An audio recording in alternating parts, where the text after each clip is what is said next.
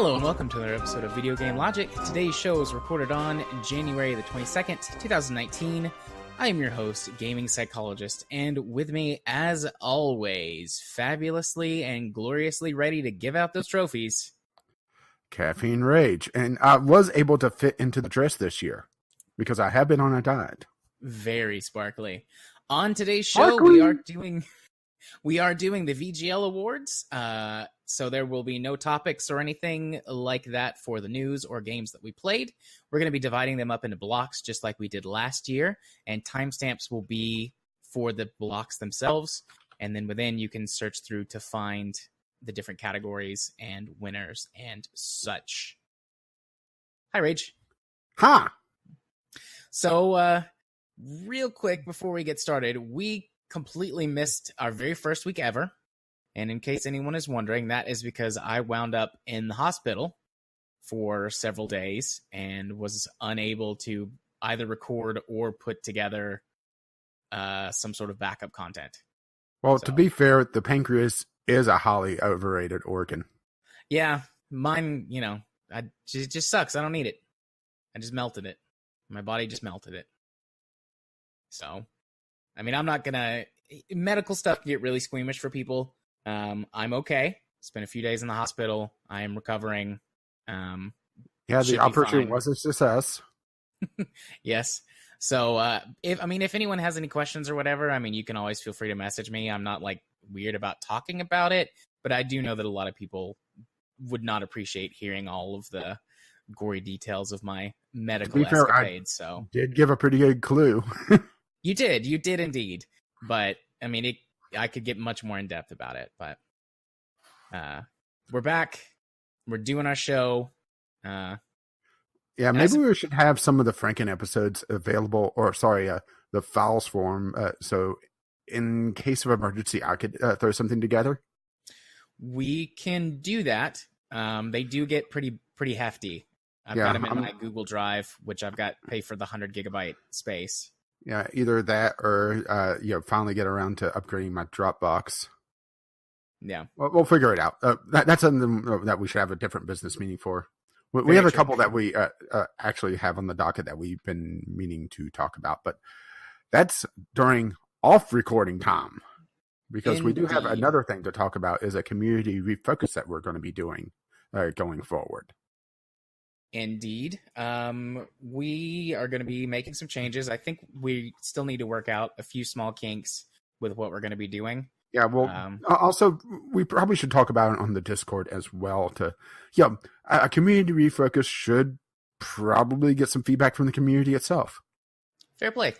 We will do that. We'll be posting something about that this week in Discord. We look forward to hearing feedback from you guys, but we're going to try and refocus back on the community this year. Also, in lieu of me being in the hospital and some other stuff that happened in January, we're pushing Game Club back an extra week. So it will be pulling up my calendar now, instead of next week, the 29th, it will be, the 5th of February when we'll be doing January's Game Club. So that gives everybody an extra week, especially us, to get through Vampire the Masquerade Bloodlines. But yeah, we'll get some community feedback on the community refocus and some of the other changes we're talking about doing. And then we'll have more details probably in next week's episode. But we just wanted to get this done off the top so everybody knows what's going on before we, dig into this. And I don't know how long we're going to be here. Last year's wasn't too super long. Few hours. They're longer than the usual episode. Yeah, so we will we'll see how this goes. But are we forgetting anything, or are we good to go? I think we're good to go. Okie dokie. So then let's just and can we hurry up? This dress is starting to cut off circulation. Well, you could just take it off. I'm not falling for that one again. I love how you added the again. Wink. Anyways, for block 1, our first award, or our first category, is the most memorable gaming moment in 2018. So the way this works is that we each have something that we, sort of nominated, and these aren't really awards until we get to the very end. Yeah, really. There's a couple that, could call you could throw into a real award, where we have a discussion back and forth and have an ultimate winner. But yeah, we'll get to that. So my top moment, my most memorable moment of 2018 gaming moment was when the two of us beat Divinity. I mean, we had been playing Divinity for like 18 months or something like that. And part of it was, we couldn't record every week. Stuff was going on. And also it's a long-ass game. And it is a long-ass game. But it was so good, and I really enjoyed all that time. The story, kind of was lacking. But, that ending, just the ending fight. Yeah. I actually went back and calculated that. Well, first of all, we skipped an entire stage on the end boss fight. I mean, a complete stage of it, because it's supposed to be a 3-phase fight, and we were in phase 2. And, well, Medora, I actually called it. I said Medora was just going to kill him at some point. And she did. But, I mean, she truly is the baddest of asses. It was just hilarious. Just, what was that, like a quadruple crit on her? Yeah, right there towards the very end.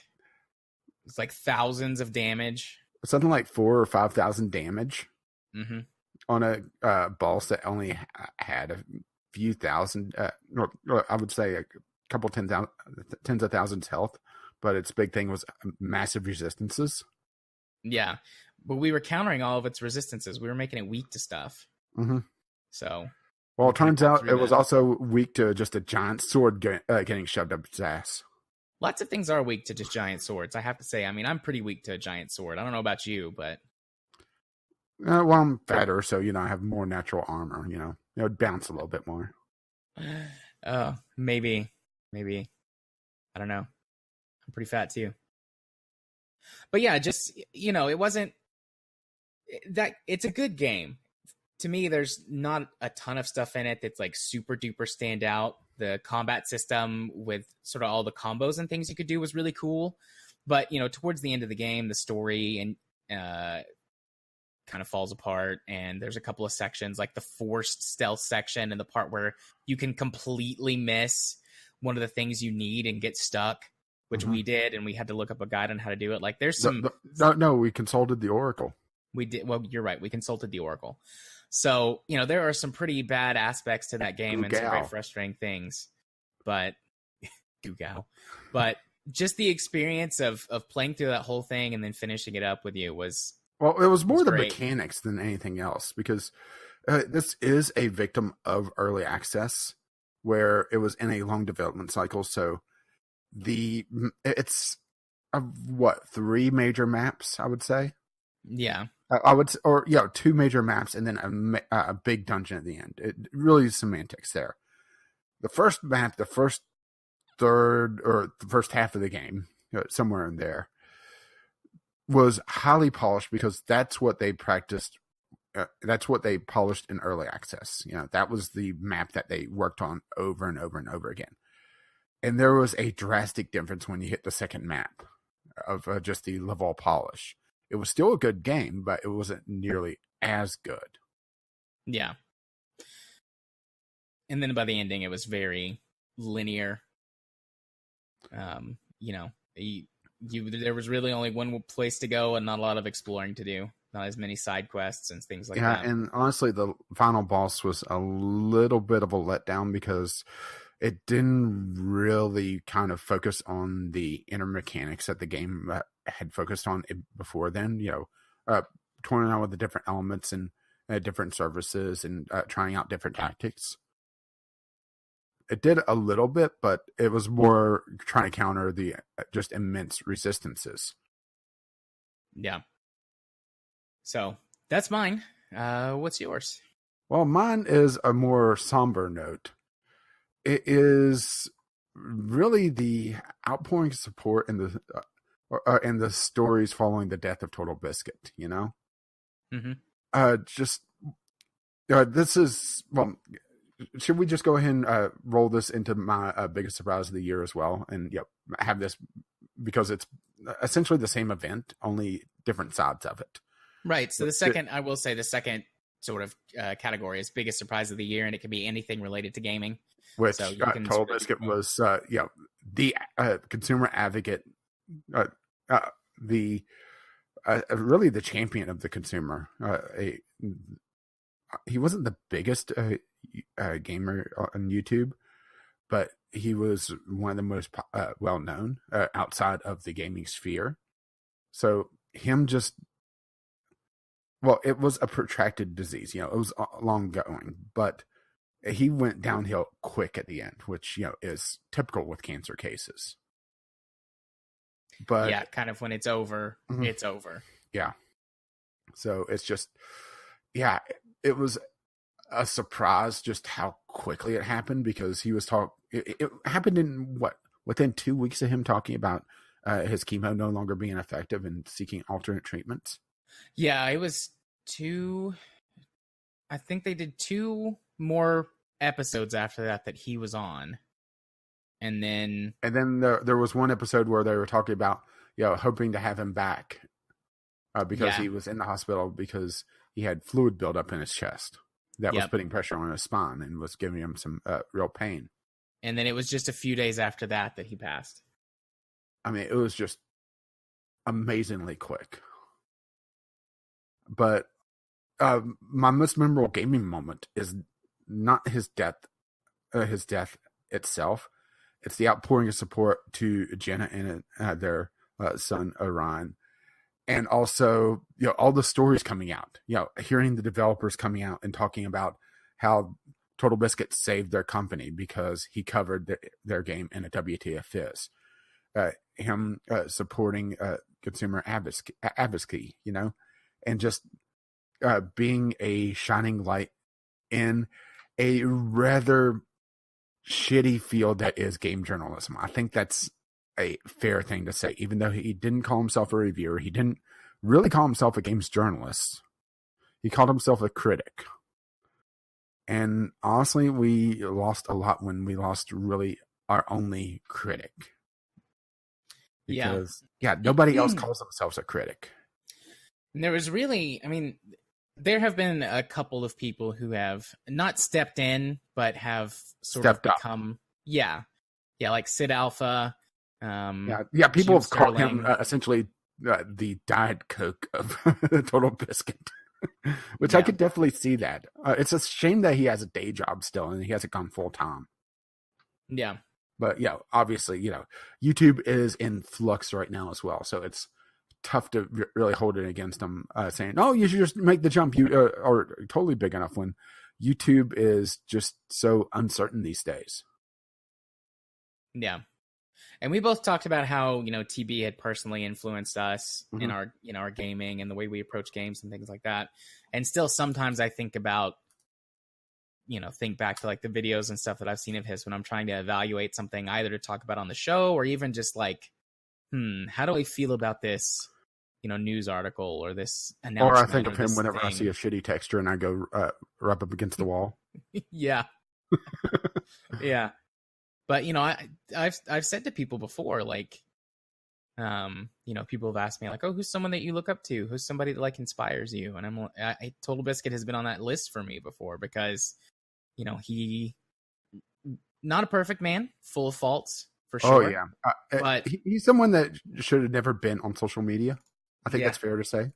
Yeah. But his principles and the way he conducted himself generally publicly, was something that, helped kind of inspire me to be more ethical, like, many years ago when I first discovered him. Mm-hmm.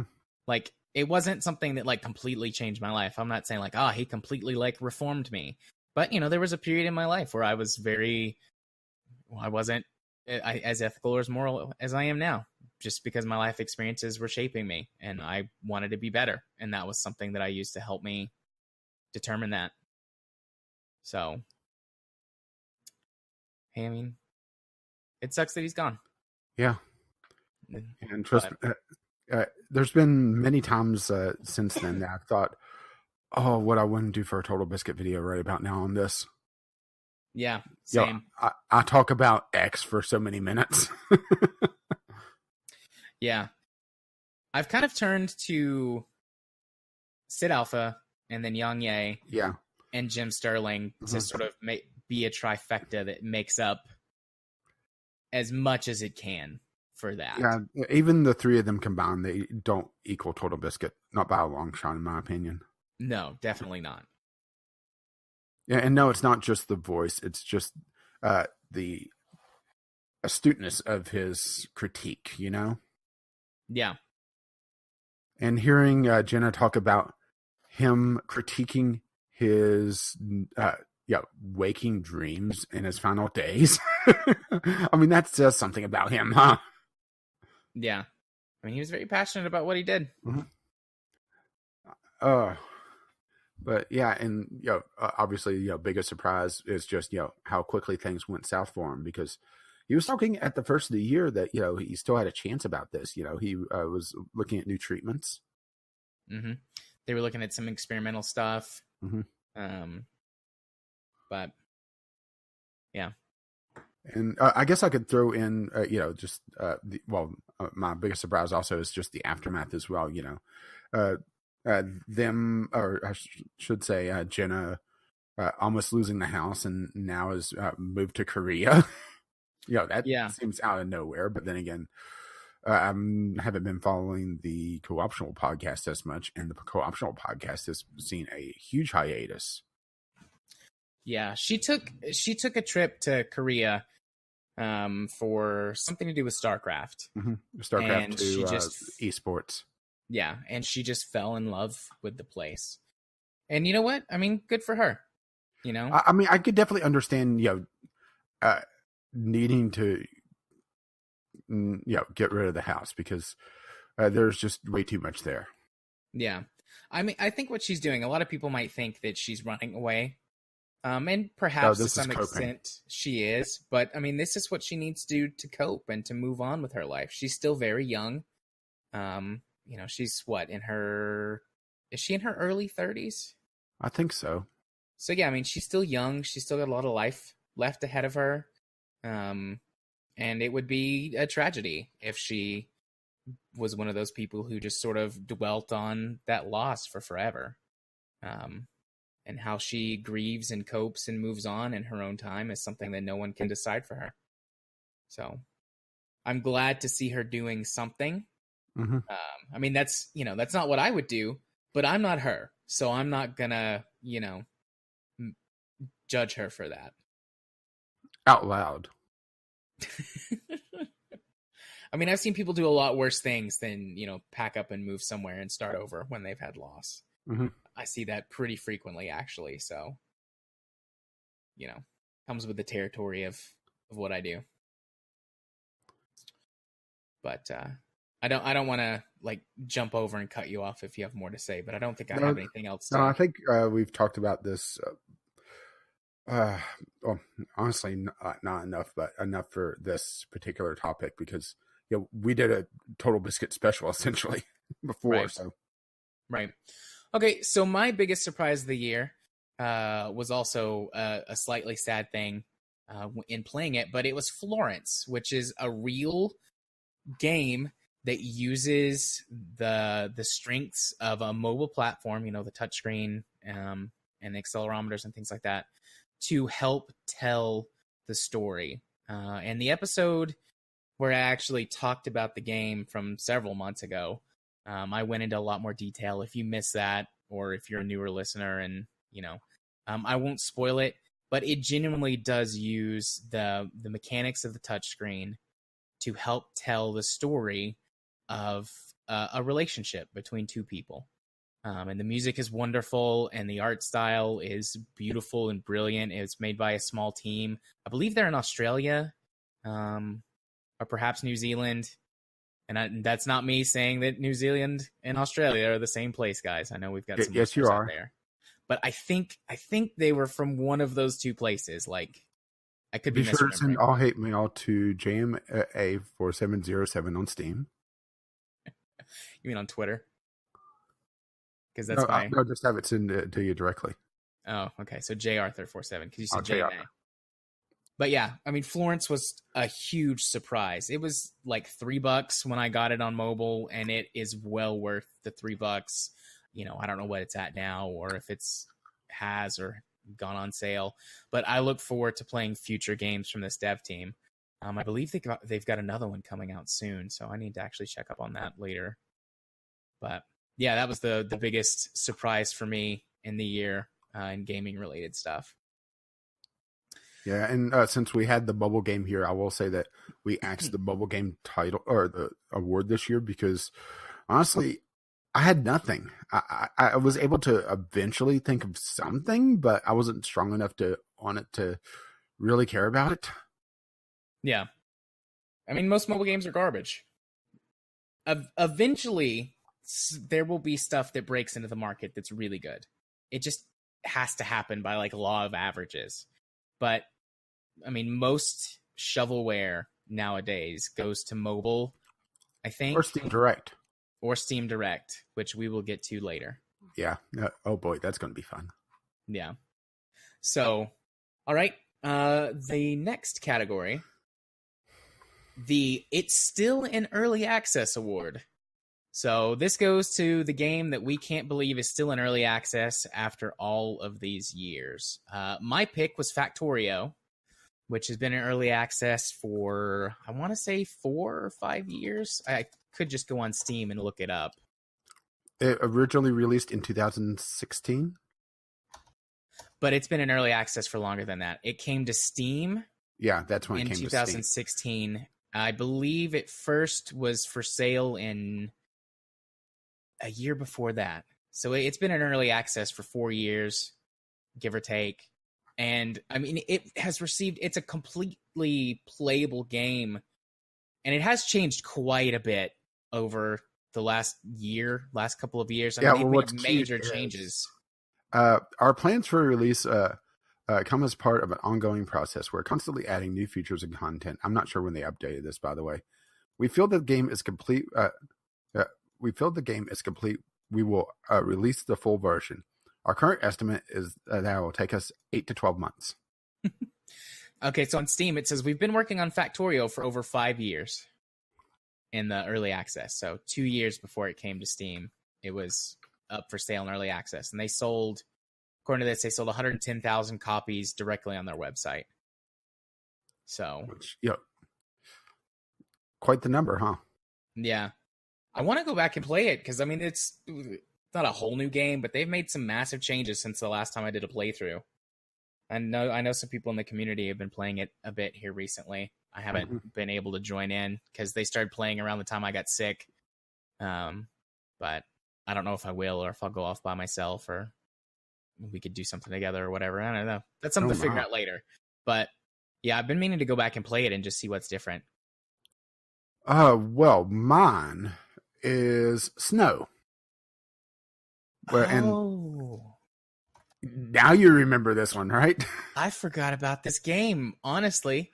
I had to sit and think about this one because I wanted one that is also in development hell and hasn't seen an update since 2017, so it's most likely a dead game. It originally released in 2013, so it's been in production about as long as Factorio, or I should say been on early access as long as Factorio's been in production. So, it's an older game. Right. It's free to play.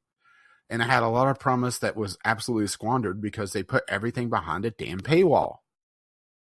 So we're likely not going to see this get a full release. I mean, its all-time peak is 2,700 players. That's not sustainable for a free-to-play game. I'm sorry, but it's not. Unless, you have several whales in that, but everything was cosmetics, at least at first.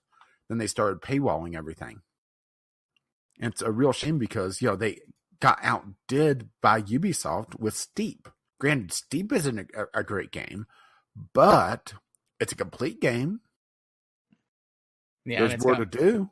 Yeah, because last time I played it, which I believe it was after December 21st, 2017, there was really nothing to do unless you put down a lot of money into Snow. I remember we played it a couple of times, like all of us, and then we never like played it again. Yeah, because we said that it had promise, but there wasn't a lot of content. And let's just put it this way. Well, to be fair, this number is inflated because it has a lifetime pass, but there is $228 of paid DLC, but there's a $60 lifetime pack. So, 100 some, like 180. Right. Or sorry, no, 100, 150. It's just ridiculous, right? Yeah. I'm tempted to install this and just play it and see what there is in like the actual free portion. But I know I'm not going to do that, so why even contemplate it? Let's see. Time? Well, at least they don't give a date on this one. Snow will remain in early access until it reaches fully after open beta period. What? Snow will remain in early access until it launches fully after the open beta period. At that point, Snow will be nearly feature complete with all intended content and gameplay available to all users. Unless you haven't paid, and then you're going to be screwed. That's the subtext, right? The fine print. Yeah, I was reading between the lines. It's a shame because Snow released well before Steep. It should have been able to capture a good chunk of the market. Steep didn't do all that greatly, but at least did well enough to be able to be supported by Ubisoft. So that says something, right? Yeah. Hey, you can get Steep for $20 right now. Mm-hmm. Still a little, steep for the content in that game. Hey-o. Ghosty Goo has Steep. So, next topic. Right. The Boulder Dash Award. What we're fed up with from the previous year. And for me, it's AAA devs and publishers just cashing in on community goodwill. And this is also going to show up later on. But, we saw EA cash in with Command & Conquer. Bethesda cash in with Fallout. Blizzard cashing in with Diablo. Just really low effort, poor quality, supposed AAA developers pushing out these crap games. And honestly, they're still selling because they are selling based on the name and on the community goodwill, because they don't believe that, it's EA putting out a mobile game. It's going to be good. Right. Says the idiots. This is it's interesting to see this. Like, I know there's always been cash grabs and but it seems like it's been worse this year. Right. This is something that happened. I'm sure it was happening longer before this, but in the last maybe a decade ago, this started happening hardcore in the film industry. And so you would get film studios that would release, these huge blockbuster sequels that were just garbage. But because everybody liked the first one, the second one made a shit ton of money. So the studio's like, what we're doing is fine. And then they make the next one and it's a huge flop. And so they don't learn the right lessons, or they go in and try to repair things. See Ghostbusters. Yeah. And then piss off the stars of the remake. I'm sorry, that just amuses me to no end. I don't think anyone is ever going to be happy with Ghostbusters ever again. It's like, it's like there's two sides. Whenever two sides form on something, there's always a fight. But yeah, I mean, the game industry seems to follow the trends of the film industry in a very sort of large, grand or maybe meta scale. Because I've seen lots of things like this happen in the film industry. So it's going to be interesting to see what happens. I mean, EA is obviously going to can a studio. That's just how they respond to bad games. They can the studio. Yeah, throw another one onto the pile. We'll see what Blizzard and Activision or Blizzard. Well, Black Division. Blizzard has been doing something interesting. Have you heard about this? I don't think so. Where they've offered people essentially cash out of their contracts, and people have been leaving the company in droves. Wow. I'm thinking rats from a sinking ship. That's interesting, yeah. Have you not seen this? No, this must have happened. When did this happen? Was it last week? Happened several weeks ago. Oh. I completely missed it somehow then. Well, this has been an ongoing thing. They lost a good chunk of their QA team. I knew that they lost a couple of big names. I'm drawing a blank right now, but I saw a news article about this was related to that as well. Okay. But yeah, they have essentially a standing contract. Once you're with the company, I think it's 5 years. You have an option to buy out or get essentially a severance to either leave the company or change positions. Yeah. I mean, I've never heard of anything like this. On a mass scale, I should say. Yeah. I was going to say, I've heard of contracts like that before that have clauses like, milestones. And it's like, if you want to leave, this is your milestone to do so. But if you stay, then your next milestone will be like, bigger. So that's interesting. I mean, Bungie split from Activision. Yeah. So they're going their own way. Yeah, let's see. This was in December. Over 100 Blizzard staff accept buyout offers. From GameIndustry.biz. So, pretty reputable site. I mean, we've used it a few times. Yeah. An episode. I like GameIndustry.biz. They're really good. But yeah, I mean, it just screams to me that they're downsizing, and that's not a good thing for a studio like Blizzard. No, that's never a good thing for any company. Well, I wouldn't say never, but that's oftentimes not a good thing. Because downsizing comes with trying to fix problems. You're cutting costs. And sometimes companies bounce back, but lots of times they don't. I mean, 100 staff from Blizzard by the end of 2018. That's quite the number.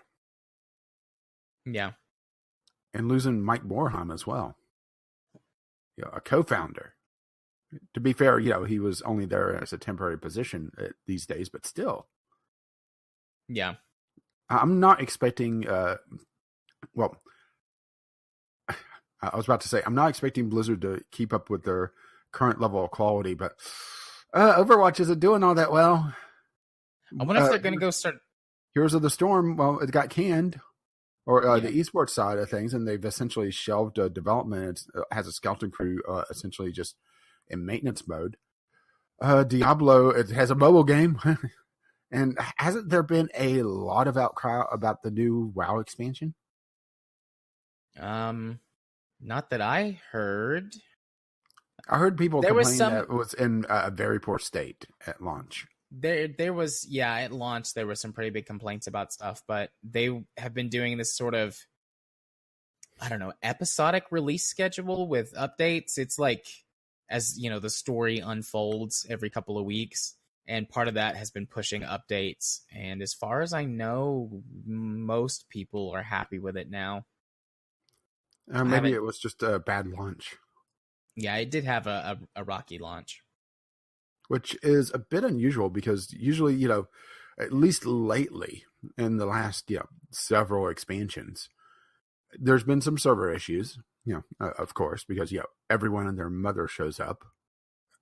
But, it's been fairly solid. I think that's a fair thing to say. But to be fair, the last expansion I played was Cataclysm, which had a pretty good launch, if I recall correctly. Yeah, Cataclysm was a good overhaul. I mean, that's when I jumped back in. Well, I had a problem with how they redid the talent trees, but that's just me liking the old system. Yeah. So do you want to know what I'm fed up with from the past year?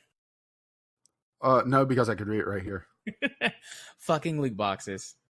I am so tired of loot boxes. I'm ready for that to be done. I do want them gone, but I am just so tired of it. And all of the stupid debate and all of the people who are like, it's you can remember. Well, the fact that we're now seeing physical item loot boxes. Yeah, I saw that. The Sony loot box you could buy at Target. No, I was talking about the one where it was not Dipshit, but Dipshit's brother. I'm not even going to say his name, but the one that was shocked to find a corpse, right? Yes. His brother set up a site that sells physical items and loot boxes. Oh, of course. Well, you can buy a Sony branded loot box from, I think it's Target, and it's $30. And you get, I think you're guaranteed a coffee mug. I mean, and then everything else is random. I mean, honestly, the grab bag idea has been around for ages in retail. Yeah. I mean, that's essentially what it is. But what the loot box is, it taps into the whole idea of, it hits all the sparkly lights and everything else.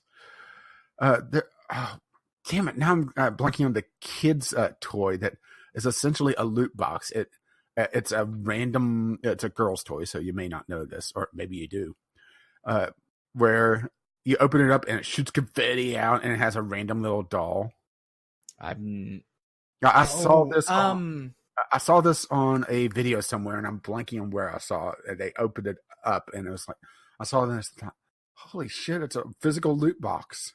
I know what you're talking about. I can't think of the name of it, but I've seen them. Yeah. So I'm not making it up. I didn't have that's a real thing. No, that's a real thing. I can't think of the name of them, but I've seen them. And they're just absurdly expensive for what they are, because it's like this little figure.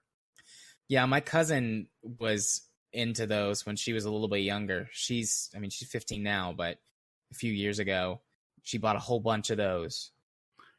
Boy, I bet the cleanup was fun. I didn't have to clean it up, so I don't care. Not my kid, not my problem. But yeah, I'm just tired of it. I'm sure there's going to be more news going forward, but there's just so much stuff. It's like, can we please they're gambling. They just are. And let's figure out how to do that. Or how to deal with it. And yes, I would always rather the industry do it itself, regulate itself, but it seems incapable of doing so. And around the world, governments are stepping in and... Yeah, but not ours. No, of course not ours. To be fair, ours is partly shut down right now. Yes, it is.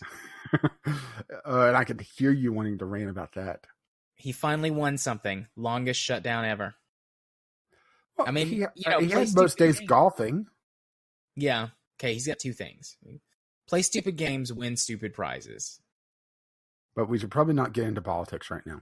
No, let's not do that. Instead, let's go to our next category, which is the best free-to-play game that we played this year. Hey, yours has loot boxes in it. It does. Mine is... Those are card packs, I'll have you know. It's action figures. It's not a doll. Yeah. So mine is Shadowverse. I talked about this a couple of months ago. It's a Hearthstone clone, but it takes away a lot of the random elements. In fact, most of the random elements that Hearthstone has in it. So you can strategize a lot more. And you don't have to worry about like a single random pull winning the game for you or losing the game for you. It's just a solid all-around game. The art design is great. It's got a lot of single-player content, which I enjoy, because I don't like to deal with like the current meta, and I'm not going to spend tons and tons of money to get all the cards I need. So playing through the single player, you can do that with the starter decks. Just a really solid, all-around, good free-to-play CCG. CCG. Yeah, and mine is, of course, still Warframe. It was Warframe last year. It's Warframe this year. But this is also like the one free-to-play that's captured me, They had a major expansion that was, on the surface, a lot like the previous major expansion, but they fixed a lot of the issues with it. Yeah. It's essentially the same basic idea, only a lot more refined, a lot more polished, but they added more paths of progression throughout that big chunk of content that they released. And they just talked about the roadmap for the upcoming year, and they have a lot of shit going down. Yeah, I've seen that. You saw them talking about that? Yeah, I'm still subbed to the Warframe subreddit, and that has been on my front page every day for the last couple of days. And them making fun of them bringing in a whiteboard. Yeah. Oh, no, they knew what was going to happen. They knew. But yeah, just the fact that they have one of the most, if not the most fair models. You buy a currency. You do have the bullshit currency. I will admit that. But the bullshit currency is also fully tradable. So if you don't want to buy bullshit currency, or you're lacking just a little bit, you can sell something. You could sell something to another player. Get bullshit currency to be able to buy, instead of having to plop down a bunch of money to get a ton of shit currency for one little thing, because you need like 5 platinum or something. I mean, it's a really good way to get around the issue of it, you know? Yeah. And technically, they do have loot boxes in the form of relics, but you do not buy them directly. You're able to influence the chances quite substantially just by essentially a refinement process, burning a secondary resource in the game to boost the chances of the uncommon and rare items from a 1 in 100 chance to a 1 in 10 chance. Quite the difference. Yeah, that's a huge difference. And it's also very easy to farm said relics, either just by getting the faction, burning the reputation, which is your currency for buying stuff from that reputation. Essentially, you're turning in favors, you know? You do so much work for them, you build up essentially favors, and you're able to say, I scratched your back. Why don't you scratch mine? Or you're able to just farm them through various missions and that sort of thing. So it's not hard to get these relics. It's time consuming, yes, but it's not hard. And Warframe is about a delicious, delicious grind. So yeah, that's my free-to-play game. And let's move on to the next one. No School Like the Old School Award. Well, this one's easy for me. Building the RetroPie. Yeah. I mean, that's literally old school. Well, new school meets old school. Going through and, finding the games that was like, oh shit, I forgot about that. Or they made a game of that. The big one was the NES and all the random game shows that they had video games of. Shoot. Now I'm blanking on Win, Lose, or Draw had a game. And nobody's probably thought of Win, Lose, or Draw in like 20 years, Was that? Unless it was a weird show, if memory serves correctly. I barely remember it. I think I've seen it. It's probably on Game Show Network. Yeah, because when I was a kid, I would go to my grandmother's house and spend the night, and she always watched the Game Show Network. Win, Lose, or Draw. Yeah, I've seen Win, Lose, or Draw. Yeah, to be fair, Game Show Network, it has probably the cheapest backlog of stuff it could just play. Mm-hmm. I mean, it's probably cheaper than making reality shows, which is saying something. But yeah, just going through and learning some very basic Linux, because there were a few commands to compile things, and also to install the safe script, so you don't accidentally erase the memory card by powering it down incorrectly. Yeah, that would be sad. Which is a feature of that case. That was a fun thing to figure out how to do, because there was some weird commands to do in that. That took me a good hour to do, and then just let it sit and install because it pulled from the internet. But it was an interesting time to mess with it, and just going through and cleaning up everything and finding all the random things, like learning that the SNES was used to smuggle porn into China. Who knew? Yeah. I just kept seeing these. What the hell is this art book? Because it was like random Chinese name art book. And it was one of those things that wasn't getting hit by the scraper, which was what was grabbing all the information, the box art and that sort of thing. Yeah. And so I kept getting these weird things. And I thought, okay, let's load up one and let's see what the hell this is. Well, that's tits. Pixelated tits, but tits. And that's just porn. Right there. That's what that is, ladies and gentlemen. Just porn. I mean, it was an experience. Let's just put it that way. And the fact that it was like, 6 or 8 pictures. It really says something. But yeah, it's just, it was a learning experience. And it was an interesting time to put it all together. Yeah. And also ended up with a few extra tools, ended up with a SD card reader. Well, I did keep the screwdriver that came with the case. I hope you don't mind. That's fine. I've got a whole set of, specialty screwdrivers. Well, it's just a fearless head. It's just a small one. Oh, okay. Yeah, I've got. Yeah, and I didn't even put the feet on it because I figured if that heatsink came off, it's probably best that you could get into it easier. Can get to it, yeah. Just make sure that you pull that memory card because I will be pissed if you snap it and you don't have a backup of it. I will pull it. No worries, mate. Yeah, it's just a pain to get a hold of because I didn't have a thumbnail or a big enough thumbnail. But yeah, the RetroPie was an experience, to put it lightly. A fun one, but it was an experience. And a little bit tedious, I might add. Yeah. So mine was the Shadowrun series, which I played at the beginning of 2018. Made by Harebrained Schemes, the same people who made BattleTech. I've been not quite as big a fan of Shadowrun as some of the other things that I get really into, but I have been a fan of Shadowrun. Like, I love the interesting mix of, cyberpunk and magic that it is. I've played the older games for Super Nintendo and the older PC games, and have played the tabletop a little bit. Shadowrun is super complicated to actually play the tabletop game. But, just playing that, there's a lot of ties to the old games, characters that come back. And it doesn't in such a way that, like, if you don't know who they are, it doesn't matter. But if you do know, you're like, oh, those people were in, one of the older games. Or this is sort of a continuation of a story from a previous game or one of the books or something like that. And, what is old school but nostalgia?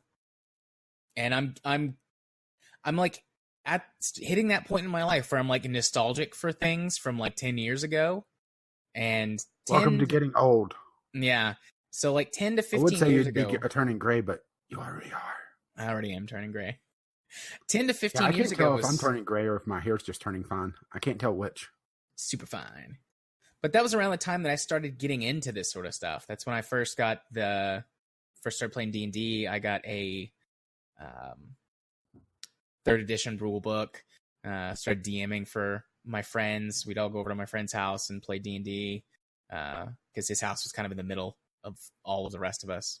This one particular friend. And then getting into Shadowrun and started playing a lot more strategy games and things like that. So it's just playing that game or those games, because there's 2. They were working on a 3rd one. I don't know if the 3rd one's out yet or not, actually. I haven't checked up on it, but I don't think so, because they shifted most of their focus to BattleTech. But there's 2 that are out, and they are both excellent games and just reminded me a lot of 10 to 15 years ago. So, yay for getting old, I guess. But it just seemed to fit perfectly with how I sort of interpreted that category.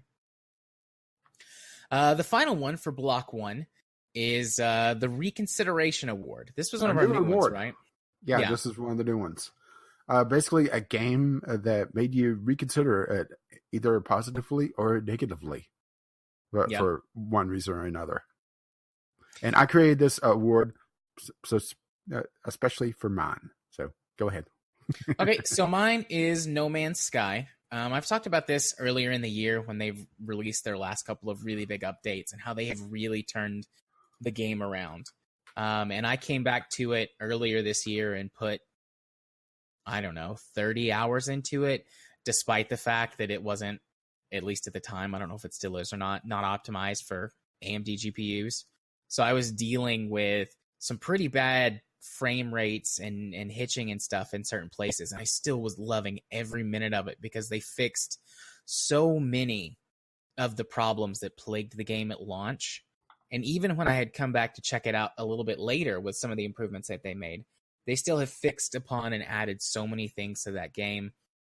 I mean, its launch was 2.5 years ago, and you can never go back and recapture that moment. But I believe the game now is at the point that they had claimed it was going to be when it released. And this year, I intend to put some more time into it, to just see if I'm right and see what actually is out there. Okay, well, mine is on the negative side of things. Faria. This was actually a free-to-play game that I really enjoyed when I discovered it. I believe I got this on recommendation from Total Biscuit. All right. Mm-hmm.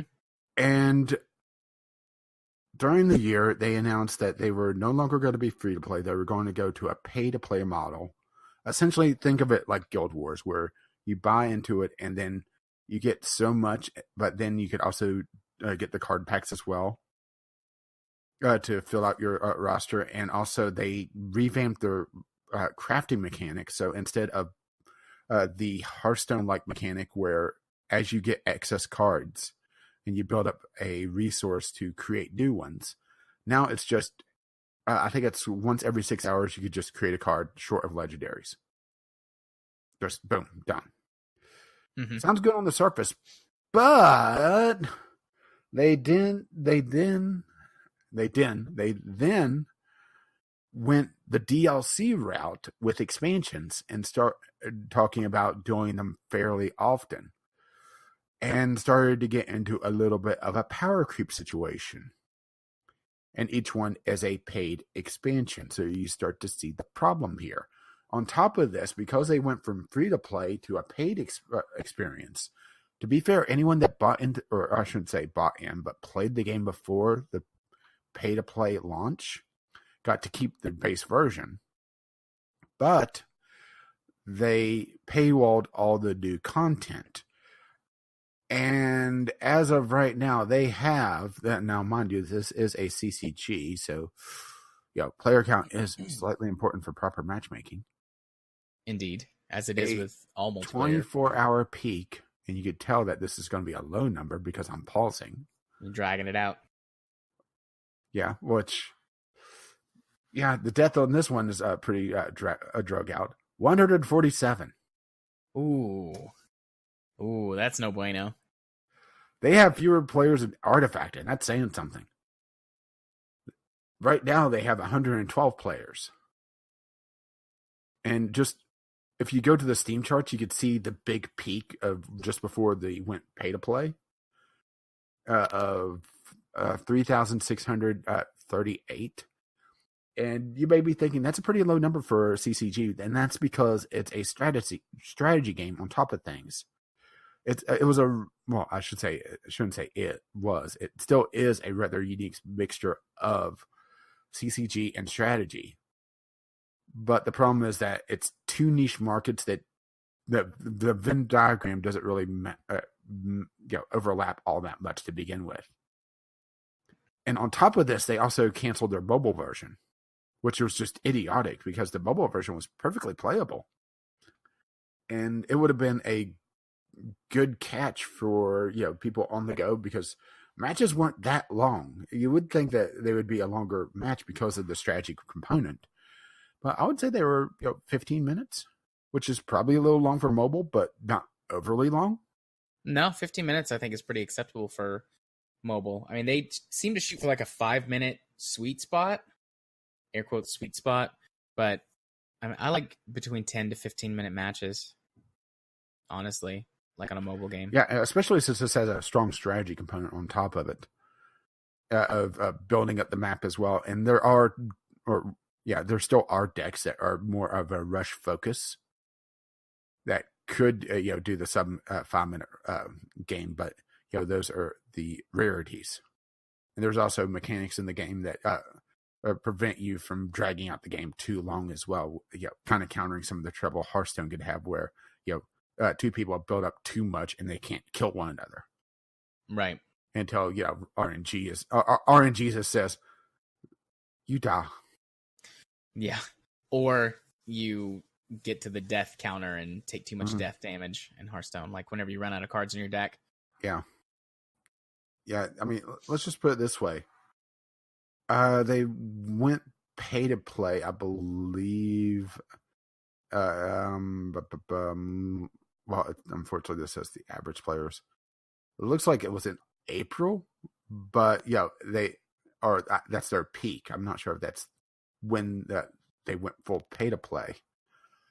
But the fact that they pulled all this in the last year, Yeah. is rather telling. So much so that I wanted to create a special award just for them.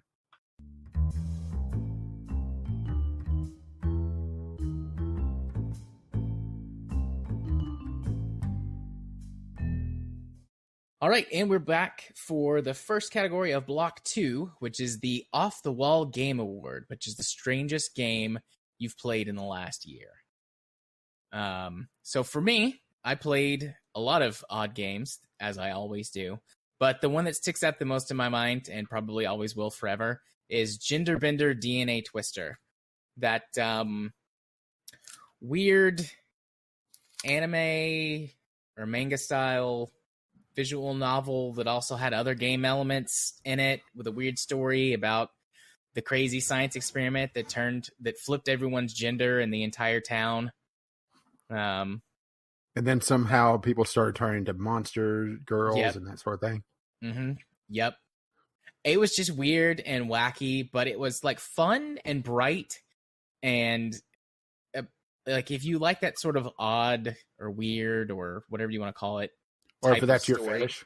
If that's your fetish, it's the story is really well done for the type of thing that it is. Like, it's not trying to be, win any awards or anything, be some serious masterpiece of art. It's not trying to be Shakespeare. It knows what it's doing, being this schlocky, sort of silly, weird game, but it's perfect at that. Like, it's perfectly in its lane.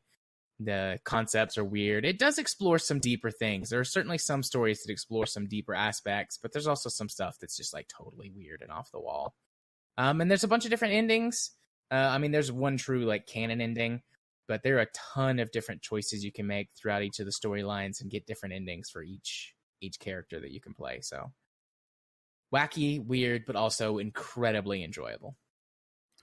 And for me, well, there was only really one choice for this. Pizza Titan Ultra, or Pizza Ultra Titan, or whatever that game was. A 50-foot mech that delivers pizzas and has a pizza restaurant built into its chest. Yeah, that's a thing, but also surprisingly enjoyable, Yeah. It was... it did enough to shake up its various missions. It had various... you can't even call them Easter eggs because, it's obviously supposed to be that celebrity or that character. But they just barely changed the name enough to avoid copyright and barely changed the image. Yeah. Parody. Parody would be a good example of that, Where, like Bob Ross, what was it?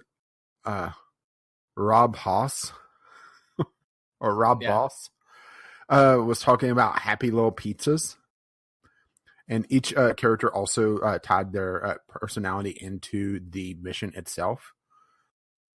So yeah, it was a weird amalgam of just things coming together that actually worked out rather well. It really surprised me, to be perfectly honest. I was expecting it to be a hot mess, but it was pretty damn good, actually. Yeah. I also enjoyed it, but I did not play it as much as you did. Mm-hmm. But, we got some direct, like on Twitter, we got a little bit of direct interaction with the devs for that. So yeah, that always makes me happy whenever that happens. Mm-hmm. Yeah, and, continuing on with the games I played, and, odd games. The Drop It Like a Hot Rock award, game that we just dropped pretty much instantly. And for me, it was Paradox Wrench. This was one I had to actually make note of because, the games that you drop that quickly, you tend to not remember all that well. Right. And this is another one of those entries that is trying to emulate Portal, but didn't go through and play it with dev mode on, the dev commentary, to understand the lessons from Portal. So it tries to do something a little bit different. It has a gun kinda that swaps what type of surfaces that you can land on. And also it could it's essentially a paint gun where you could swap the colors of certain objects.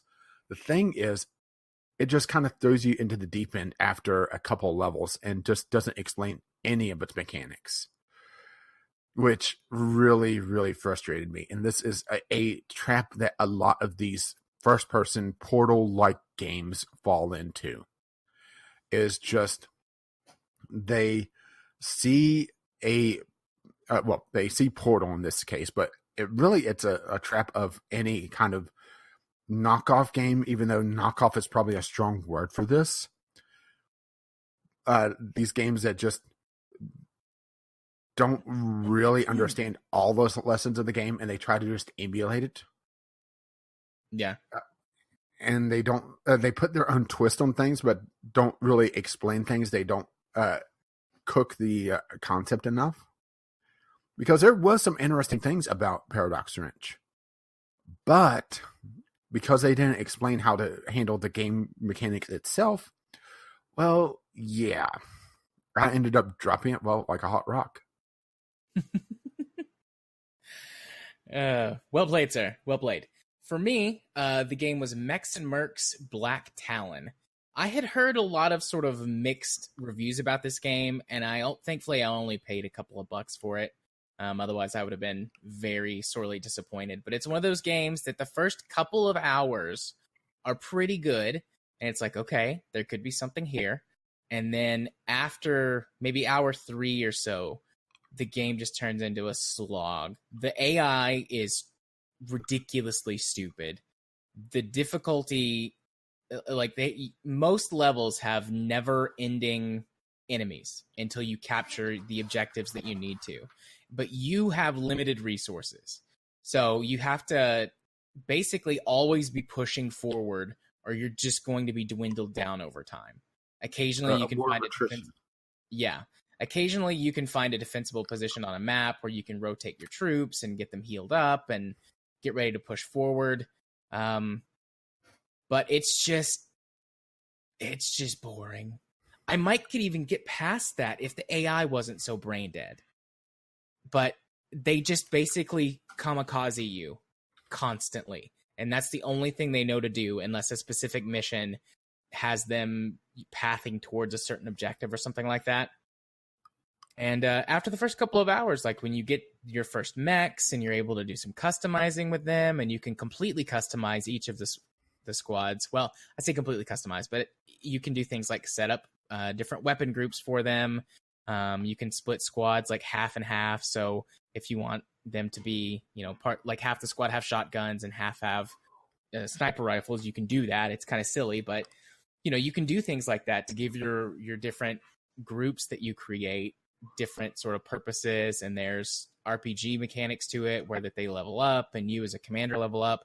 Like there's a lot of good ideas here. And for the first couple of hours before the game really opens up to the map, because you are a mercenary group, so there's contracts you get to choose from as you go through the story, and until it gets to that point, it's pretty good because it's linear stuff. There's more linear objectives on the maps, but once it opens up and you realize, oh, this is it, I also dropped this like a hot rock. Not as well played.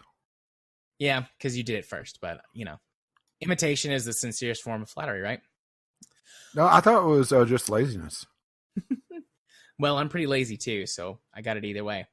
But moving on from dropping things like hot rocks to the least favorite games we played in 2018. For me, and I swear this is not a bit of hyperbole, it was Red Dead Redemption 2. And I got even more mad at that game once I found out how it ended, how the story ended. Well, no spoilers, because I may want to play it at some point, but...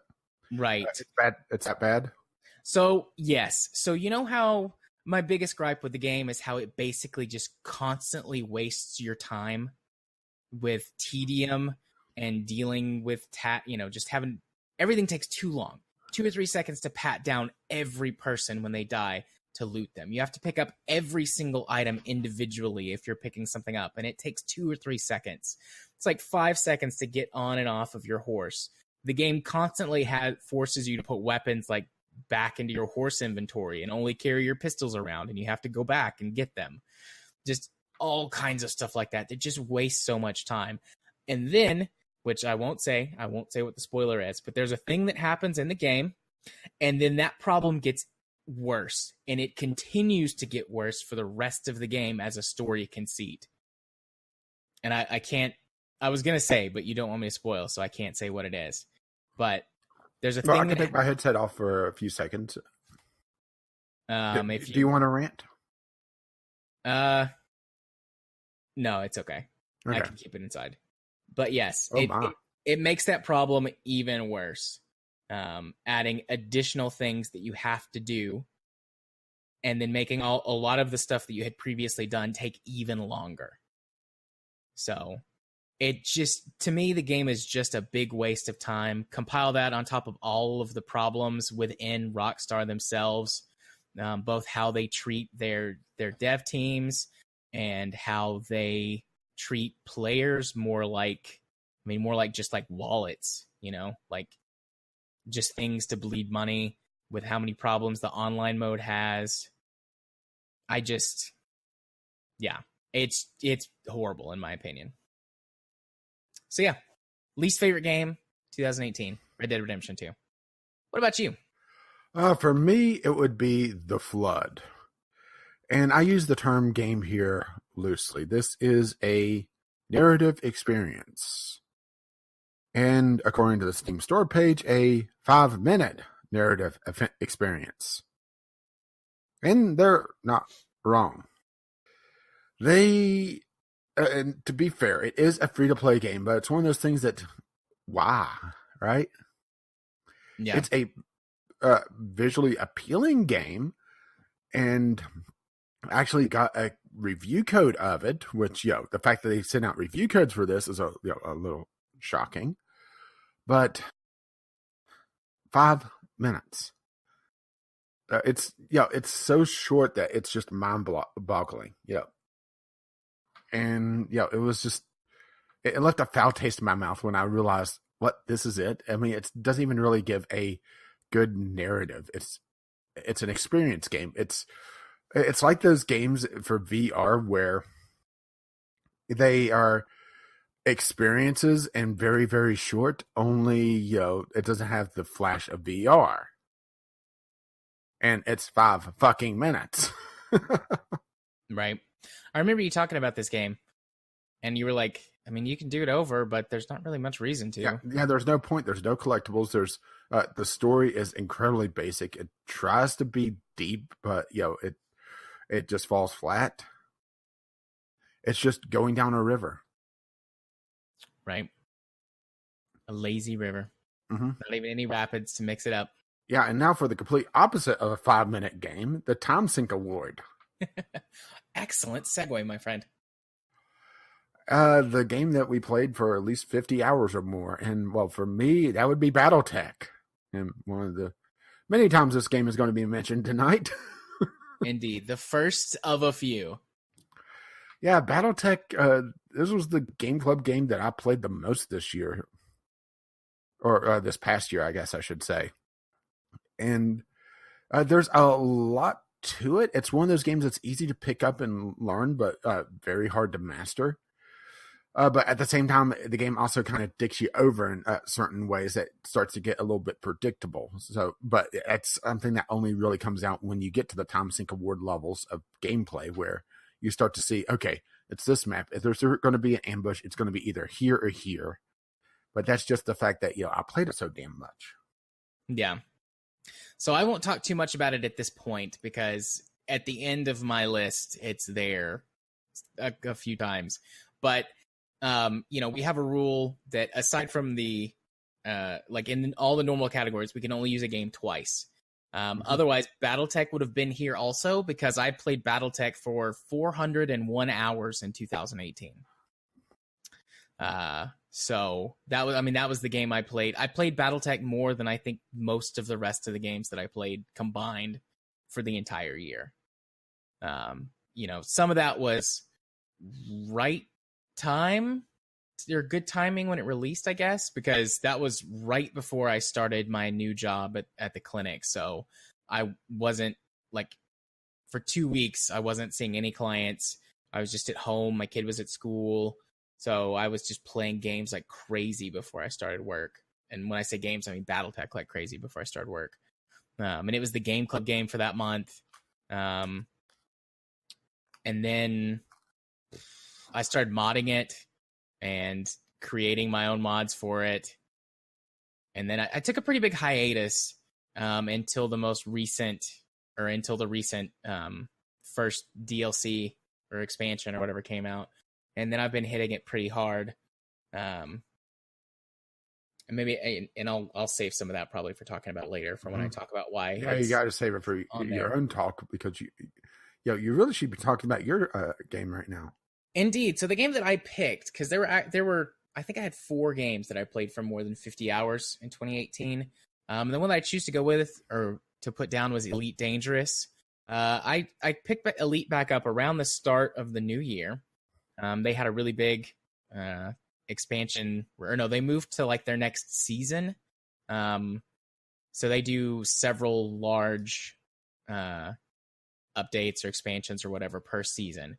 And they had just wrapped up a season. So I jumped in to play all of that content and played through it. And I mean, I love Elite Dangerous. You can do so many different things with that game. If you want to focus in more on it, there's a lot of lore to go through and learn. There's a bit of a story now. It's not exactly like a full-blown single-player story. Think of it more almost like an MMO type story, where there's big players and they'll send you on missions and you do the missions and come back and learn things about the lore of the universe.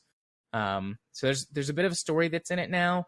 You can also just do your space trucking or space, busing, because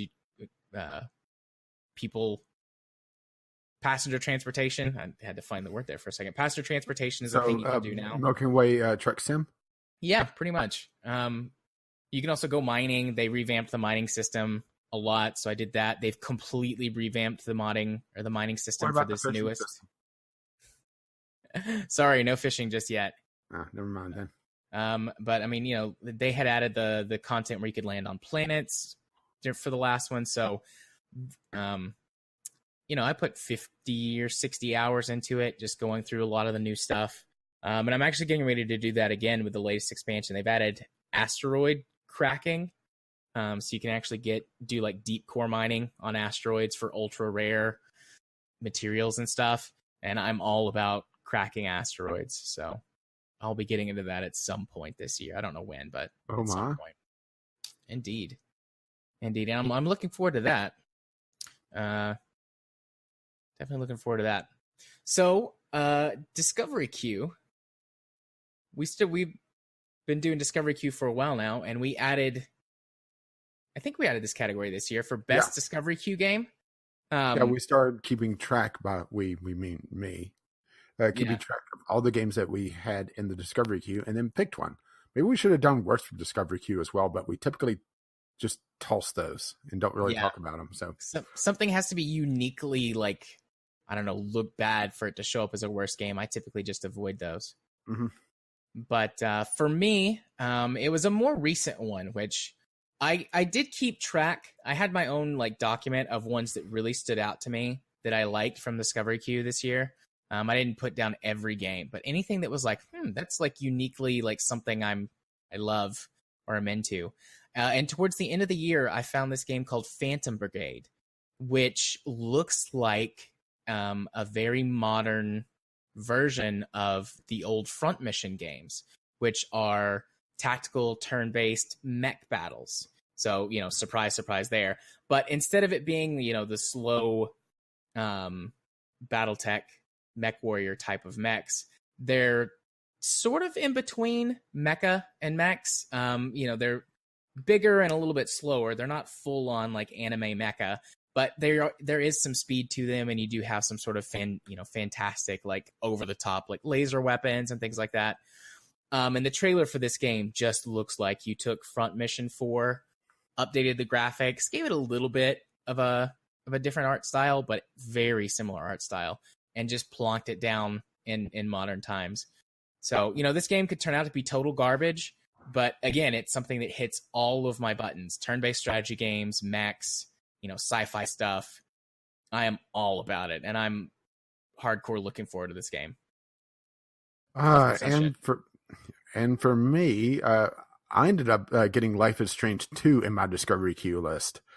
And from everything that I've heard, I've tried to avoid spoilers, but basing it off how much we both loved the first Life is Strange, it's one of the ones that really stood out to me. And it's kind of an unfair advantage for this one, to be perfectly honest. But that is the life of the discovery queue, right? Complete randomness. Yeah. Okay, not complete randomness. Randomness as defined by algorithms. Right. And of course, people trolling the tags. Yeah, I was going to say, though, who knows how the Steam algorithms work, really? Might as well be random. Well, to be fair, even Steam may not know how the algorithms work, but if they implement the algorithms in a certain way, just because of how machine learning works. Right. It's basically they start things, put it in a box, and then, magic happens, and they don't even know how it works now. A little scary when you think about it, huh? Yeah. Tide Speaking comes of in, scary tide things, goes out, can't explain it. Speaking of scary things, how about proof that Steam Direct was a mistake? Another new award. This was, especially when I was still getting review code, I would be going through practically all the upcoming releases. And some of them were really bad. So we started, once again, I started making a list of some of the worst of the worst. And our rule was that it has to still be active on Steam as of recording. Mm-hmm. Because there were some that were, released just as troll games, particularly homophobic games out of Russia that, would easily make the list, or I think for either of us. But because they kept getting pulled, they are ineligible. So both of us have more of a concept, but mine also is a direct game as well.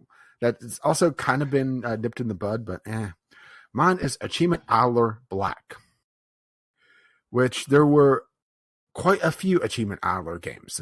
Essentially, all these games was an executable, and some of them did have a very rudimentary platformer or some sort of game attached to them. But then they started deciding, we don't even need to pretend this is a game, just a blank screen.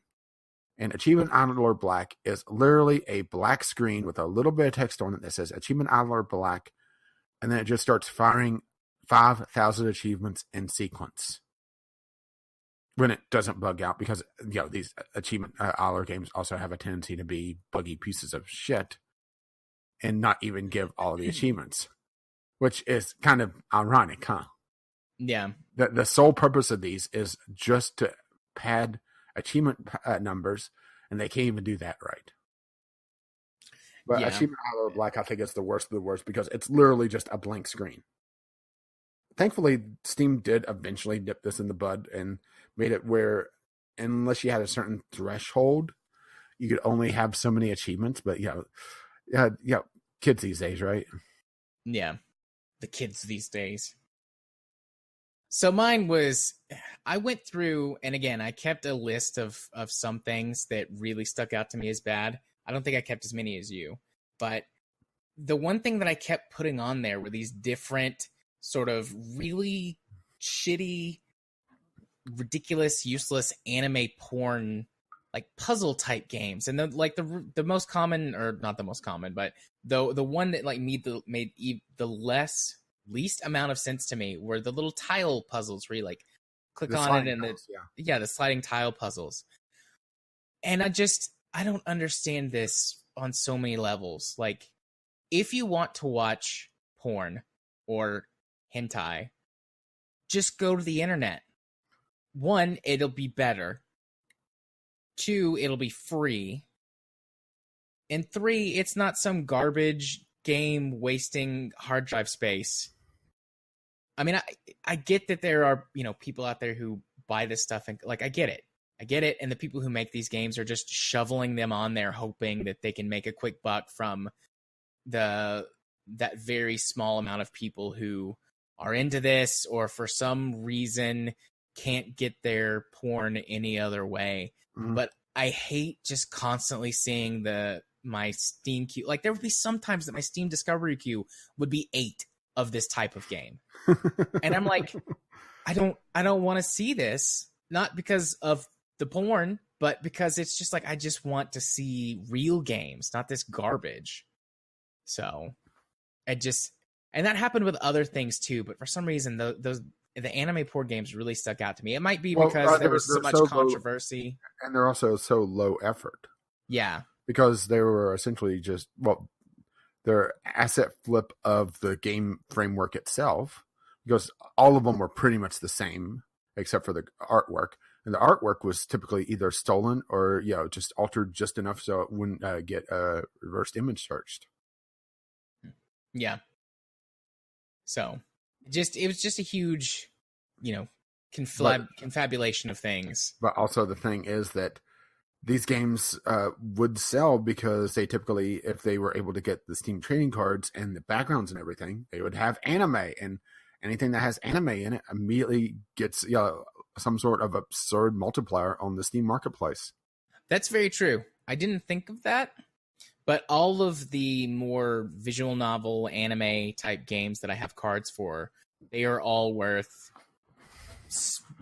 at least double digits, in the cents value, oftentimes around 20 cents. I've had some that have been a little more, some that have been a little less, but there's been a couple that I sold for 50 to 70 cents per card. Yeah, I've had some that have been like that, but I feel like the average is around 20 to 25 cents. I had one, I got a foil one that I sold for like $2. Damn. I was very happy about that. But yeah, I guess that does make sense that I didn't think about it, but it doesn't make me any more accepting of it. The thing is, they have to hit a certain threshold in order to unlock it now. Yeah. So, Steam is slowly adapting to try to foil these guys, but yeah, Steam Direct was a mistake. Steam Direct was a mistake.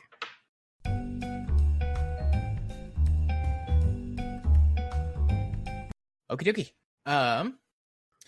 So we are ready to start block number 3 with our first category, the niche scratcher. Ew.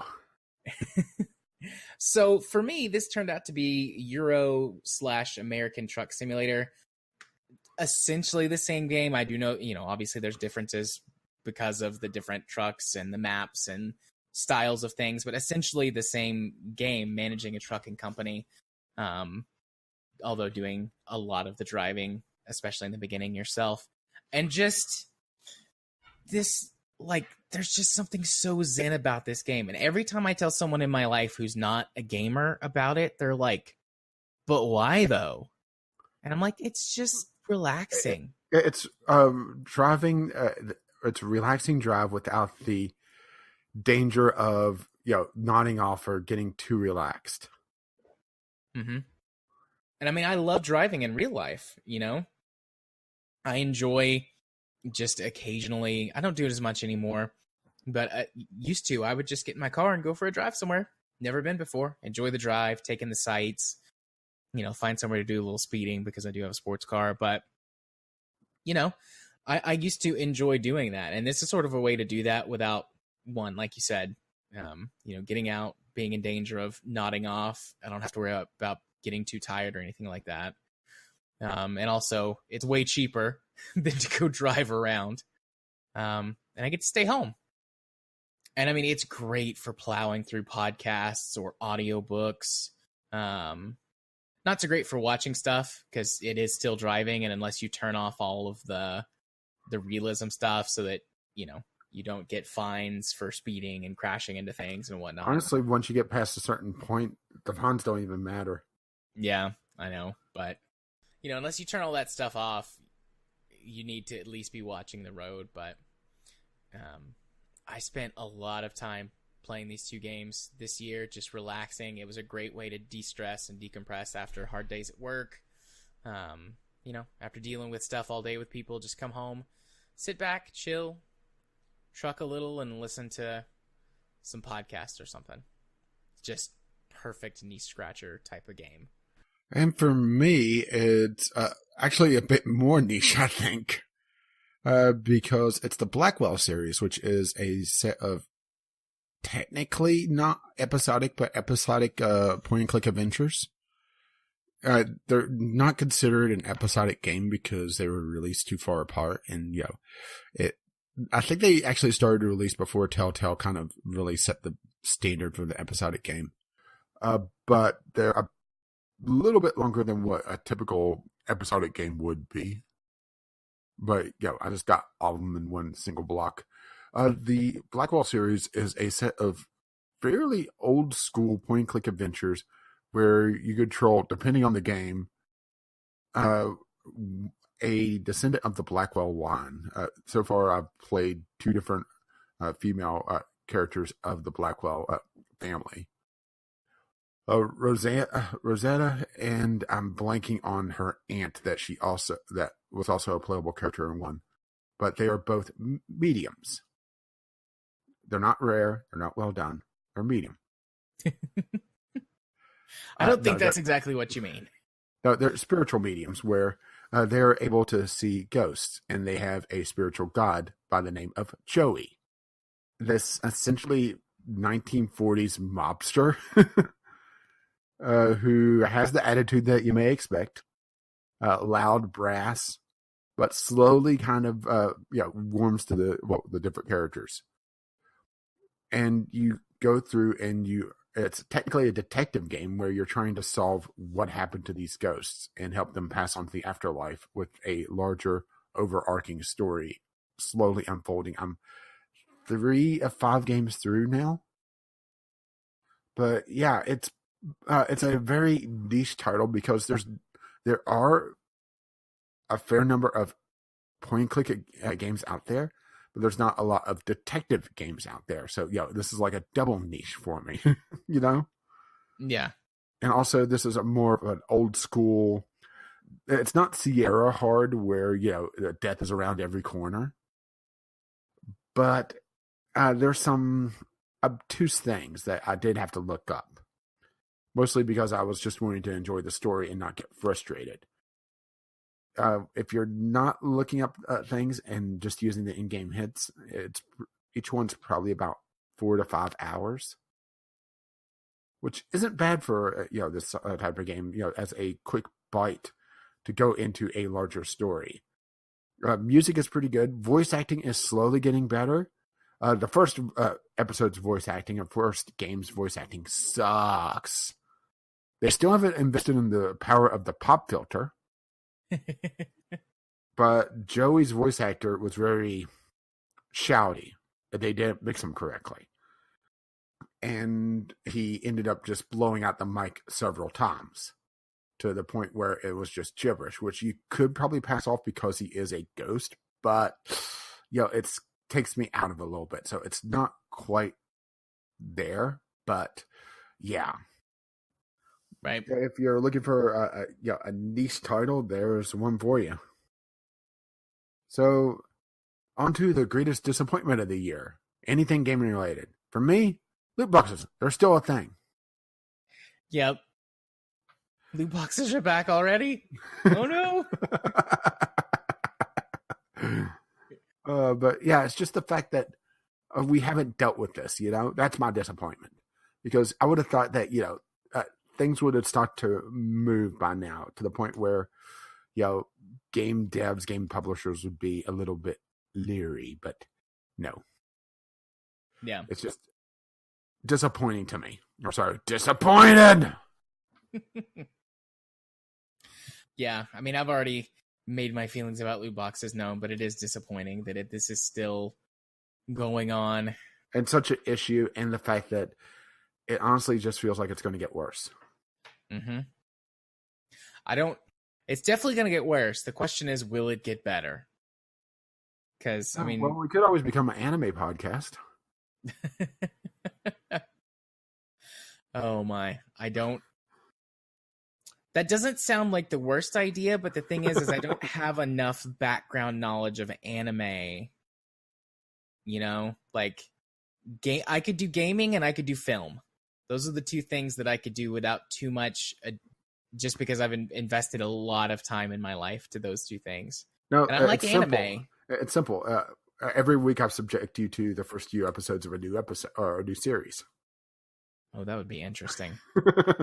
I don't have time to do a spin-off show. Let's. All right.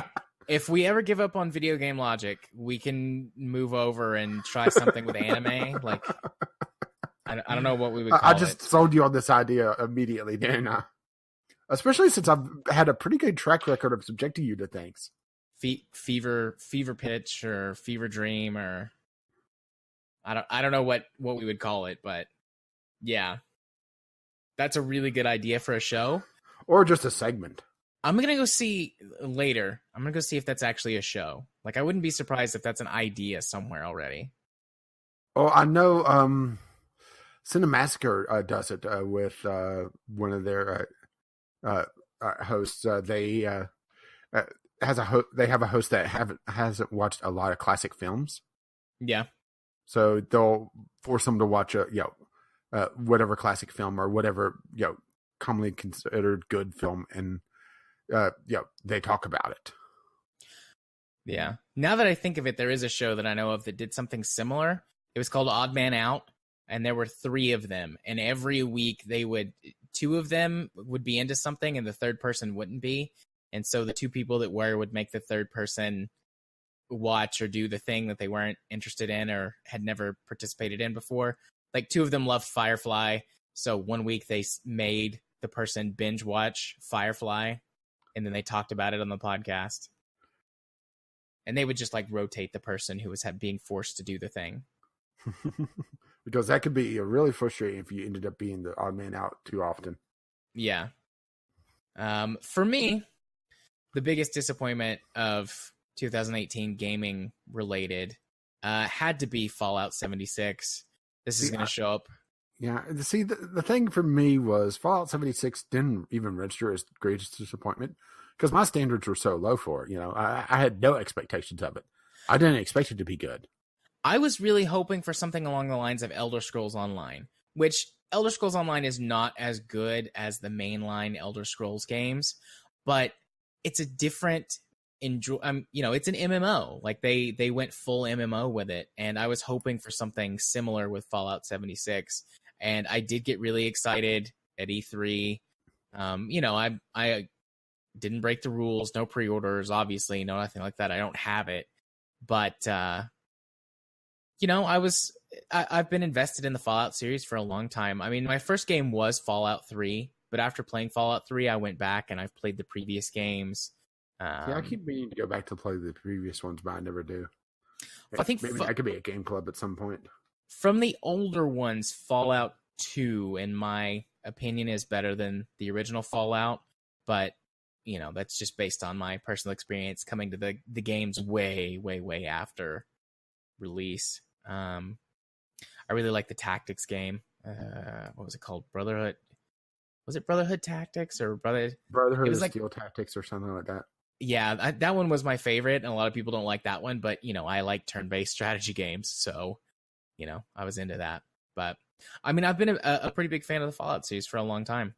And the fact that Fallout 76 just mutilates the lore, from what I've been told. Yeah, Fallout 76 ruins a bunch of stuff. It messes up the timelines, even for the original games. Okay. They just I just figured out how we're going to fix Fallout, all right? In the next game, all right? When they do Fallout 5, because this is going to be a thing, all right? Yep. Opening sequence, you're in Appalachia, all right? In Fallout 76. All right? You're walking through, and the world flickers. Not unusual in Fallout 76, but hear me out. Okay. And then suddenly the game goes dark, and a simulation pod opens up. It was never real. That would be an amazing retcon. It's Fallout 3 Anchorage. It's what they think was happened around Appalachia at that time. And then Fallout 5 is what actually happened. And it has damn NPCs. You're welcome, Bethesda. Yeah. That would be good. I can handle that. But yeah, and then, but they have co-op. They have proper co-op. Yeah, not proper co-op MMO, just co-op. And it does continue on past just the game, because if the game had just been bad and that was it, it would have sort of faded, I think, by now. But just thing after thing keeps happening. The failure Conga? Yeah. Well, did you hear about the latest one? There's another one? Of course there is. I don't think I have. This came out today. There's rumors that Fallout 76 is going to go free to play, and they're pulling some realtors have been shown pulling the copies off the shelves. Bethesda's refuting this, but yeah. Hey, if it goes free to play, I'd actually play it a little bit. I would go explore the map, and that's about it. Yeah, that's pretty much what I want to do, is explore the map. That's like the most consistent good thing I've heard from people about it, is the map is really... really Quest good. Design supposedly sucks because they actually decided to replicate the DMV experience. Yeah, making you wait in line. That's one of the actual quests, is you go to the DMV and you have to get a form for something. And then you have to go across the Capitol complex, get it stamped. Mm-hmm. If that was just a side quest as a joke, but no, that's mainline quest. Yeah. So, I mean, if it goes free to play, I'd probably play it a little bit, explore the map, but otherwise, yeah. Okay, so you're up. Right. So now it's on to the Jesse Cox Award. I'm old award, indeed, the Jesse Cox Award. Yeah, but this isn't the Golden Cock. No. So the thing that games have too many editions nowadays, right? There's just too many. I can understand maybe having 2, 3's pushing it, but it's you've got your regular and some kind of special edition. As soon as you need a spreadsheet. Yeah, as soon as you need a spreadsheet or a chart or a PowerPoint.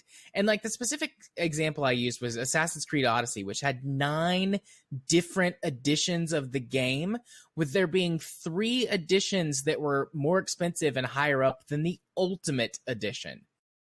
So I just, we don't need this.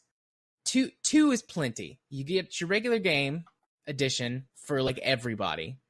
And then you get your special edition for the people who want something collectible. Maybe honestly, a third one that's a complete edition that you comes with all future stuff. Now which one has the nylon bag? We just get rid of that altogether. No nylon bags.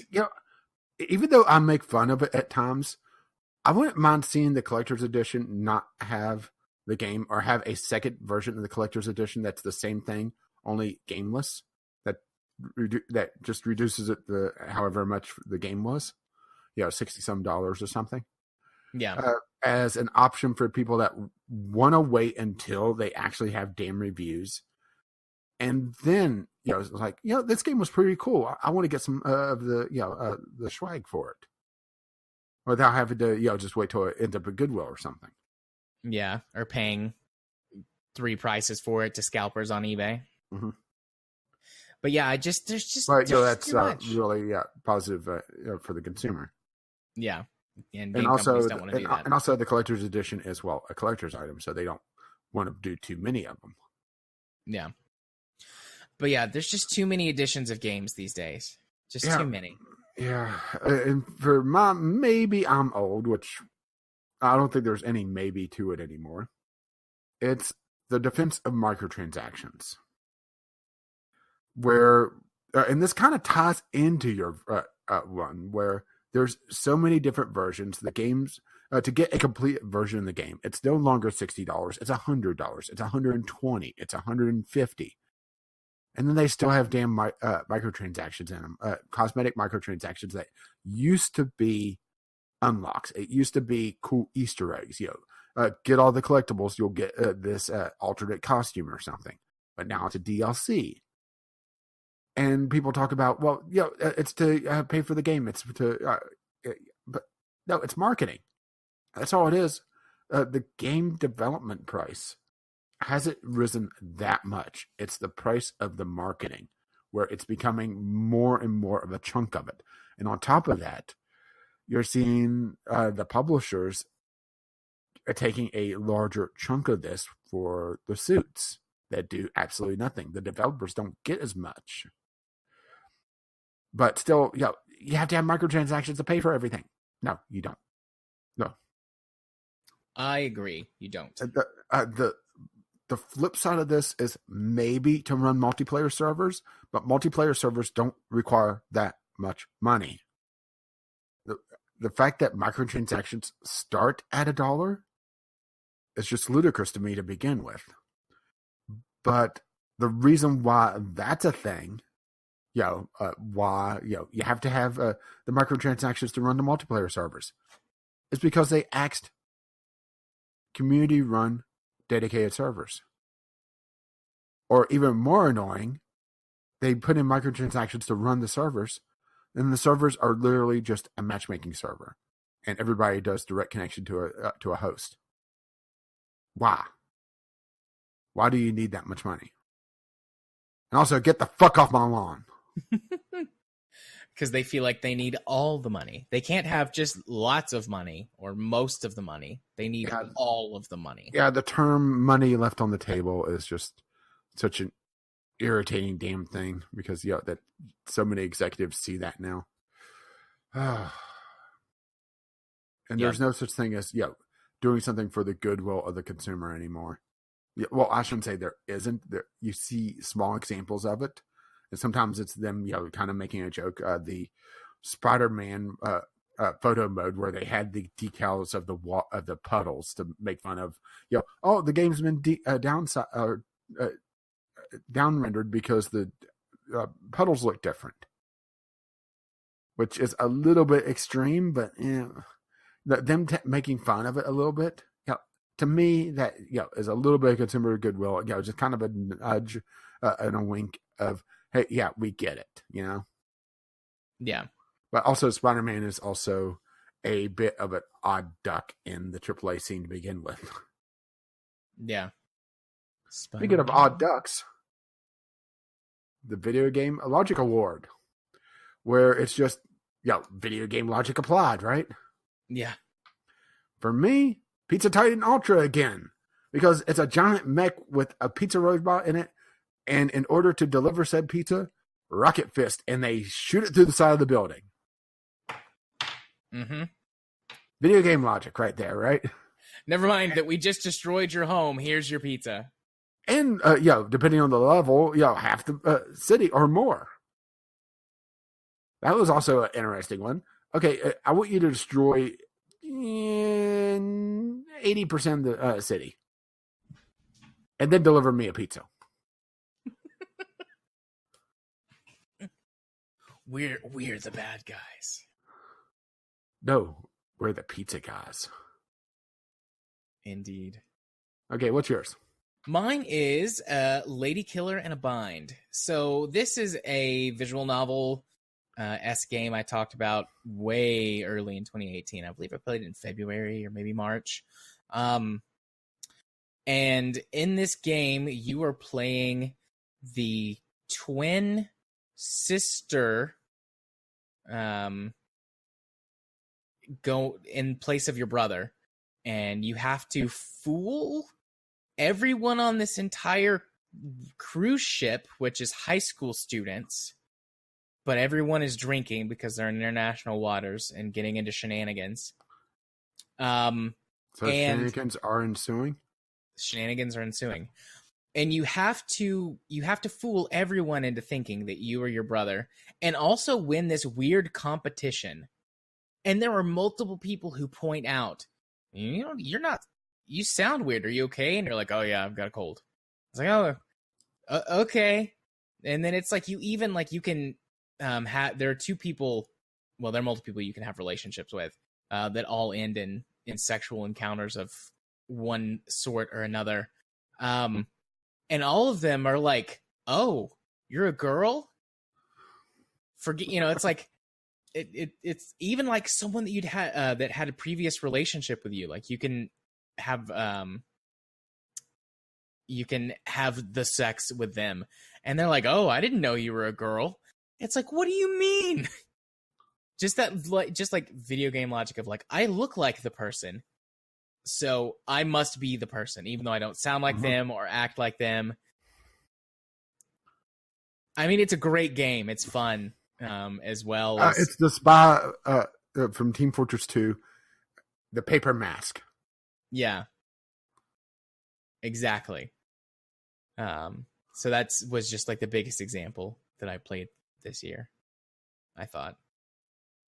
So speaking of biggest things, the biggest video game flop that isn't Evolve. Is this the only category that we both agreed on?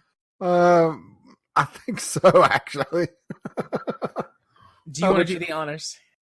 Fallout 76. I mean, come on, really? Yeah. I mean, there's really nothing else this year that fits into this category. I had a couple of other thoughts before settling on Fallout 76. I had no other thoughts. I mean, it was instantly Fallout 76. I thought about the Command and Conquer mobile game.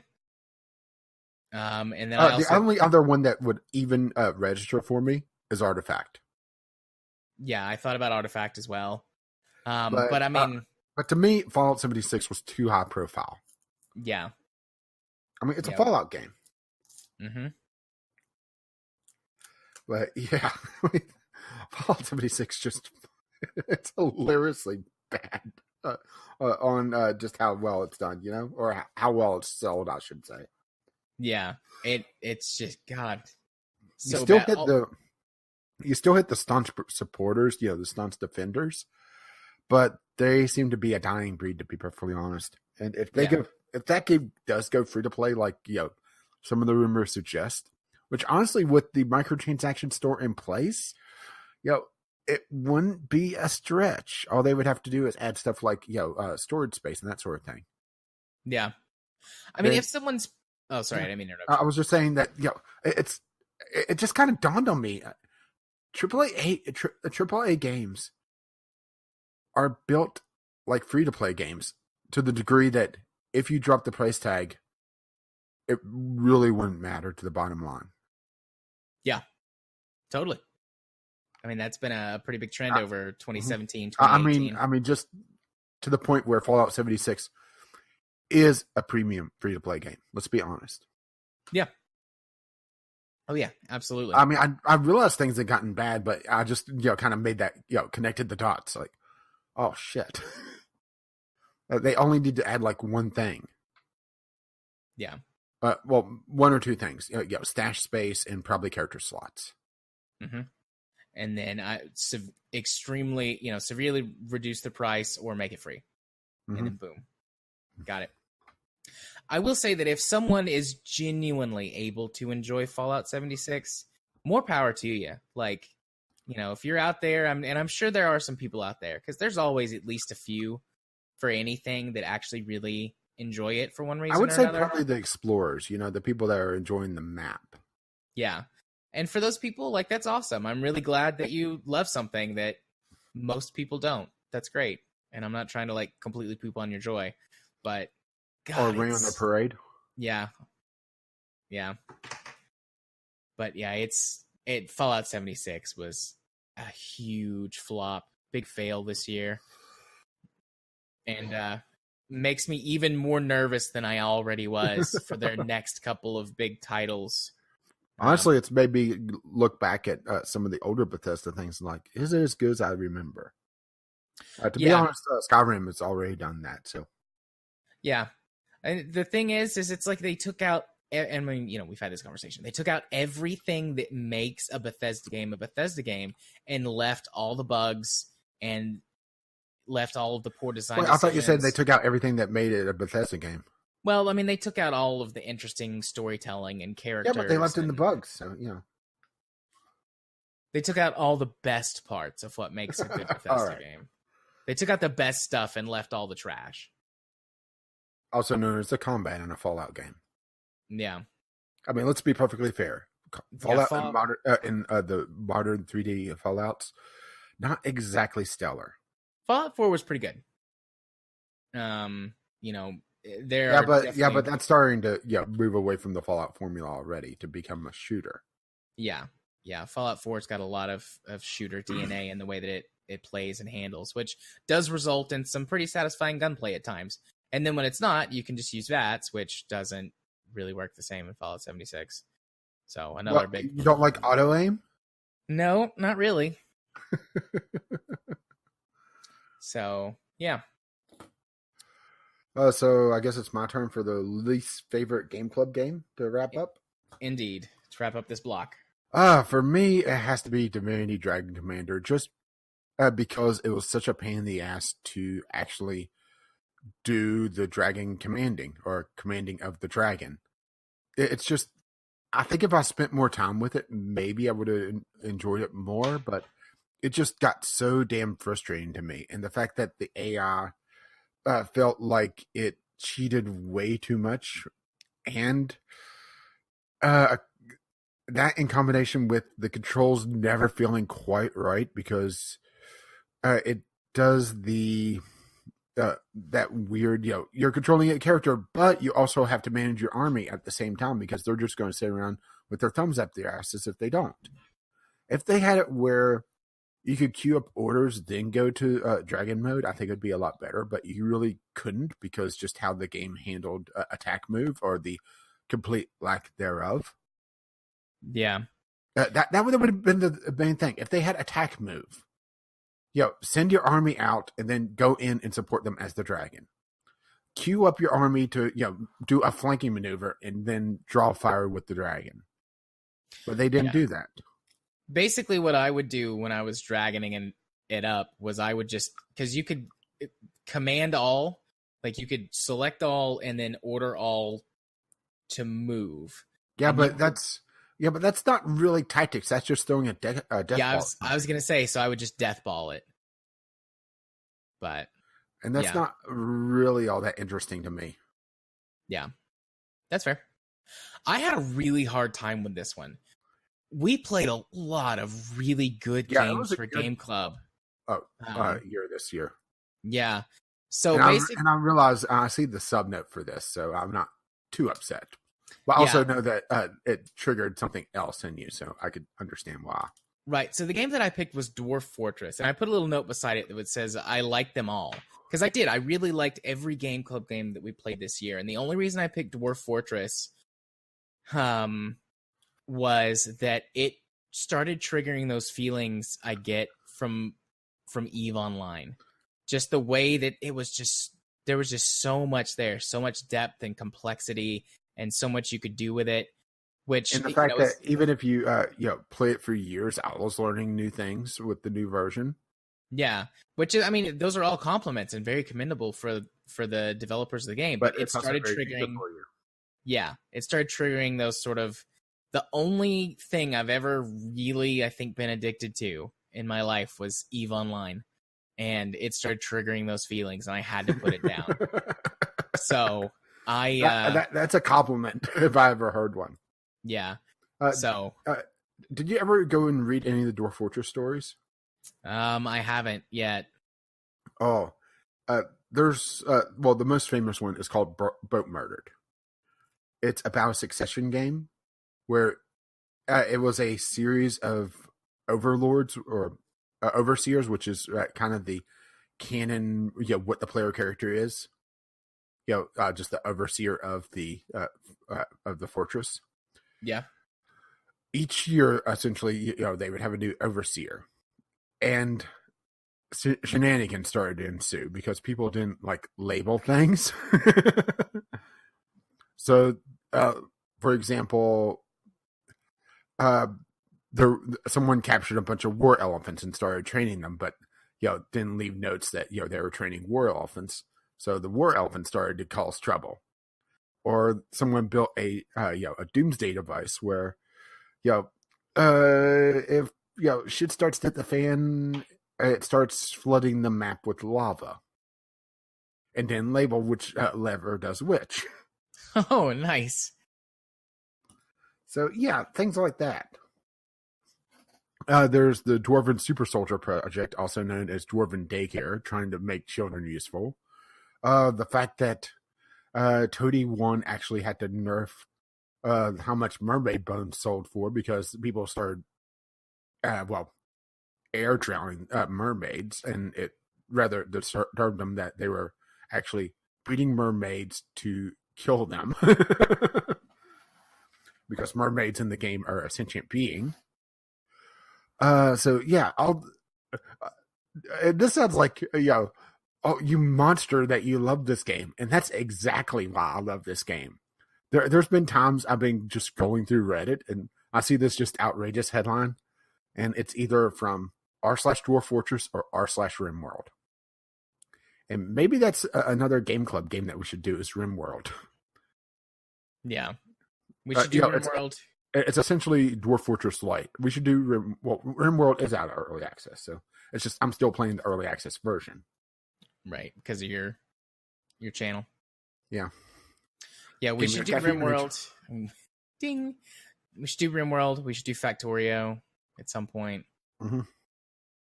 Because I did do Dwarf Fortress. I did it. I did the thing. Yeah, and I had a little bit of a gaming night with a couple people, and I was actually enjoying Factorio when I was having time to sit down and really, get a feel for it.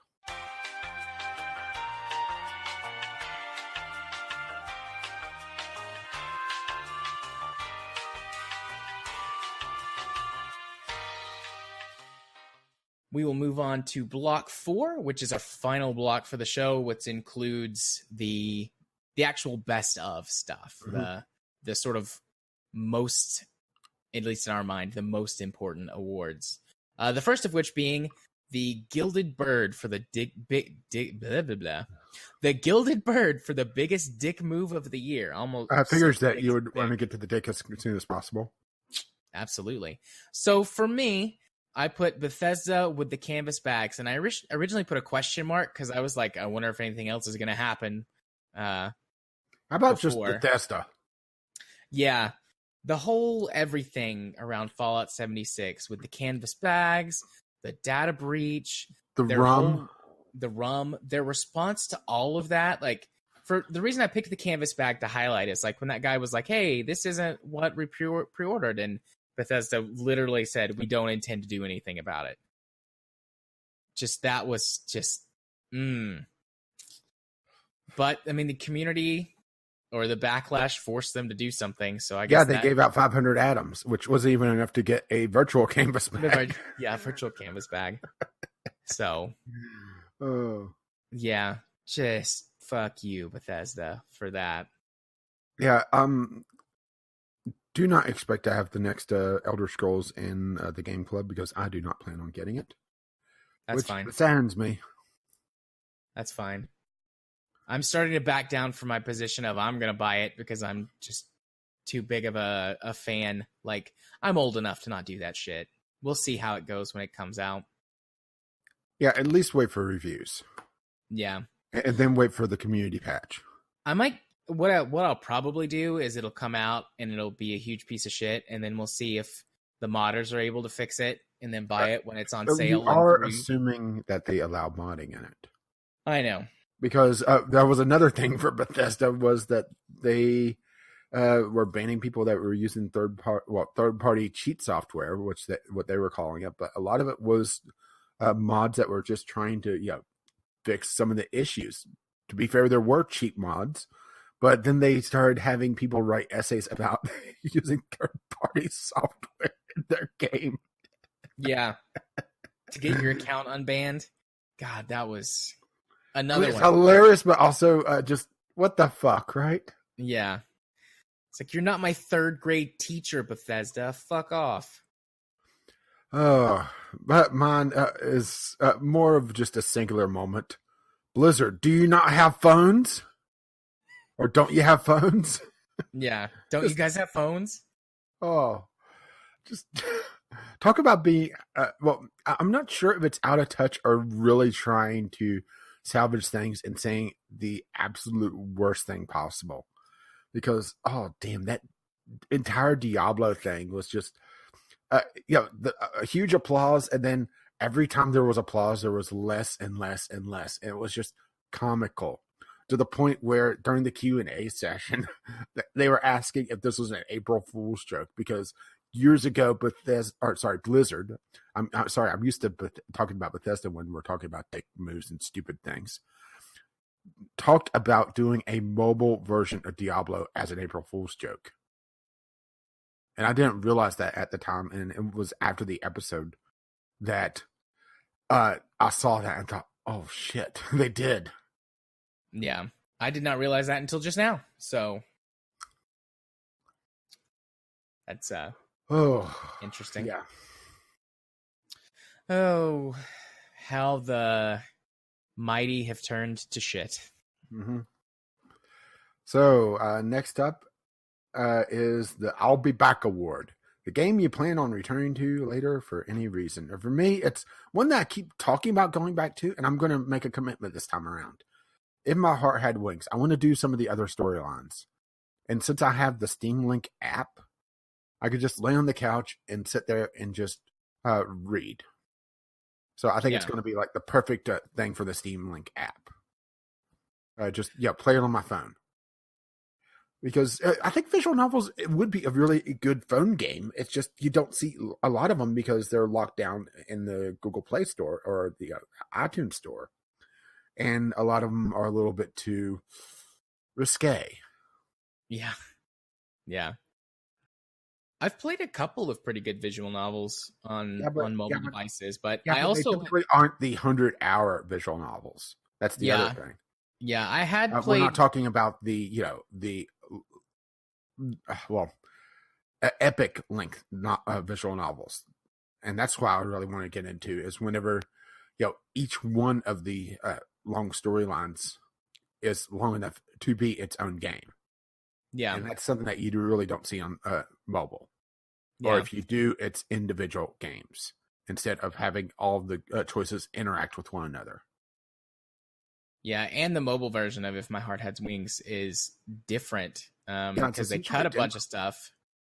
Well, here's the other thing is that remember we decensored ours. Yeah. But also, it's something interesting that may cause us to come back to it, even if we choose not to do another storyline, which we talked about privately, is that the fan disc, which is essentially a prequel and a sequel to If My Heart Had Wings, is being released on Steam. And it has never been translated before. Interesting. Have to give I that just happened to see later. that as I was browsing through Steam one time. I hit another visual novel from the same dev, and I saw the news of them talking about the fan disc, which is it's a side story. It's side stories, a prequel, and a sequel, all rolled into one. Yeah, and that was one of the things I really wanted to do with it. My Heart Had Wings, but I never was able to find a translation. Nobody ever went through it because they all focused on the main game. So come on, let's hear your 4. So I had a hard time choosing, and I've talked about each of these except for one of them already in some capacity. So I put No Man's Sky, Elite Dangerous, Monster Hunter World, and Factorio down. So, I mentioned with the reconsideration award, No Man's Sky, saying I'd come back to that, so I won't focus on that. I talked about Elite Dangerous. I was saying that I wanted to start the new season, play through that content, so I won't focus on that. Factorio, kind of talked about that a little bit with early access, and also we just mentioned maybe doing it for a game club in the future. So, won't spend too much time on that. So out of these 4, Monster Hunter World, I played this game. How long did I play Monster Hunter World for? 15 or so hours, give or take. And I really, really, really enjoyed it. But there was a lot of stuff that was still missing because they've set it up as a more of a live service type of game. There are microtransactions and stuff in the game, but as far as I have been able to tell from playing, the game has always been super grindy. So if it did affect the game balance in that way, some of the things that you can get, the game is already very grindy. So not trying to give it a pass, but it's much more difficult to spot. The gameplay loop is enjoyable. It runs great on my system. I love it. I just have been waiting to see if more people in the community pick it up, because it is a game that demands to be played with other people. And the way that their story works is that if you're not at the exact same point in the story, one person doesn't make any progression at all. It's just like whoever is in charge is leading the other person around. So if the higher level player is in charge, the lower level player never progresses their story. And if the lower level player is in charge, the higher level player basically is completely unchallenged and is bored. So they've been doing some stuff to try and fix that. But basically, I'm hoping that this year it goes on sale good enough that maybe I could gift copies to a couple of people, or some other people in the community will pick it up and we can play it. Actually, I haven't seen. Let me look real quick and see if anyone else. Oh, it's $40. Is that its regular price or is it on sale? Oh, it's on sale. So Death Saber has it, although I haven't heard from him in forever. So is he still alive? Huh? Should I go get my cane and poke him? Maybe. But he also, I believe, lives in Germany. So some pretty big time difference there might be hard to overcome. But regardless, like, I hope that I can get it for some people in the community, or some community members get it to play together. And even if they don't, I want to go back to it and play through the rest of the story anyways. Because, I mean, fighting giant monsters is really cool. And I want to play some more games. It's a shame that the game club game that we had that was doing that. We both hated. Yeah. But sorry, couldn't help myself. Yeah, no, you're fine. But yeah, I just, in general, I want to play through, like, to completion more games this year than I have. And not like, I'm not saying like I want to play through one game a month or whatever, but just like, if I start a game, unless I just like hate it, I would like to finish it. And I'm maybe a quarter of the way through the story of Monster Hunter World. So I want to go back and finish it. So that is that. Our next award on the list, I don't have a good segue for this, is the Uncanny Valley Award. Yeah, your segue was so bad it was uncanny. Oh, nice save. So for me, I picked a game called Loot Box Quest. I want to put a check mark or a question mark beside this. So Loot Box Quest is a little bit of a satire, or I'm not sure if it is more satire or more parody of the whole loot box and live service type of game. It's a clicker game. So you might be thinking, well, how is that, uncanny valley type stuff?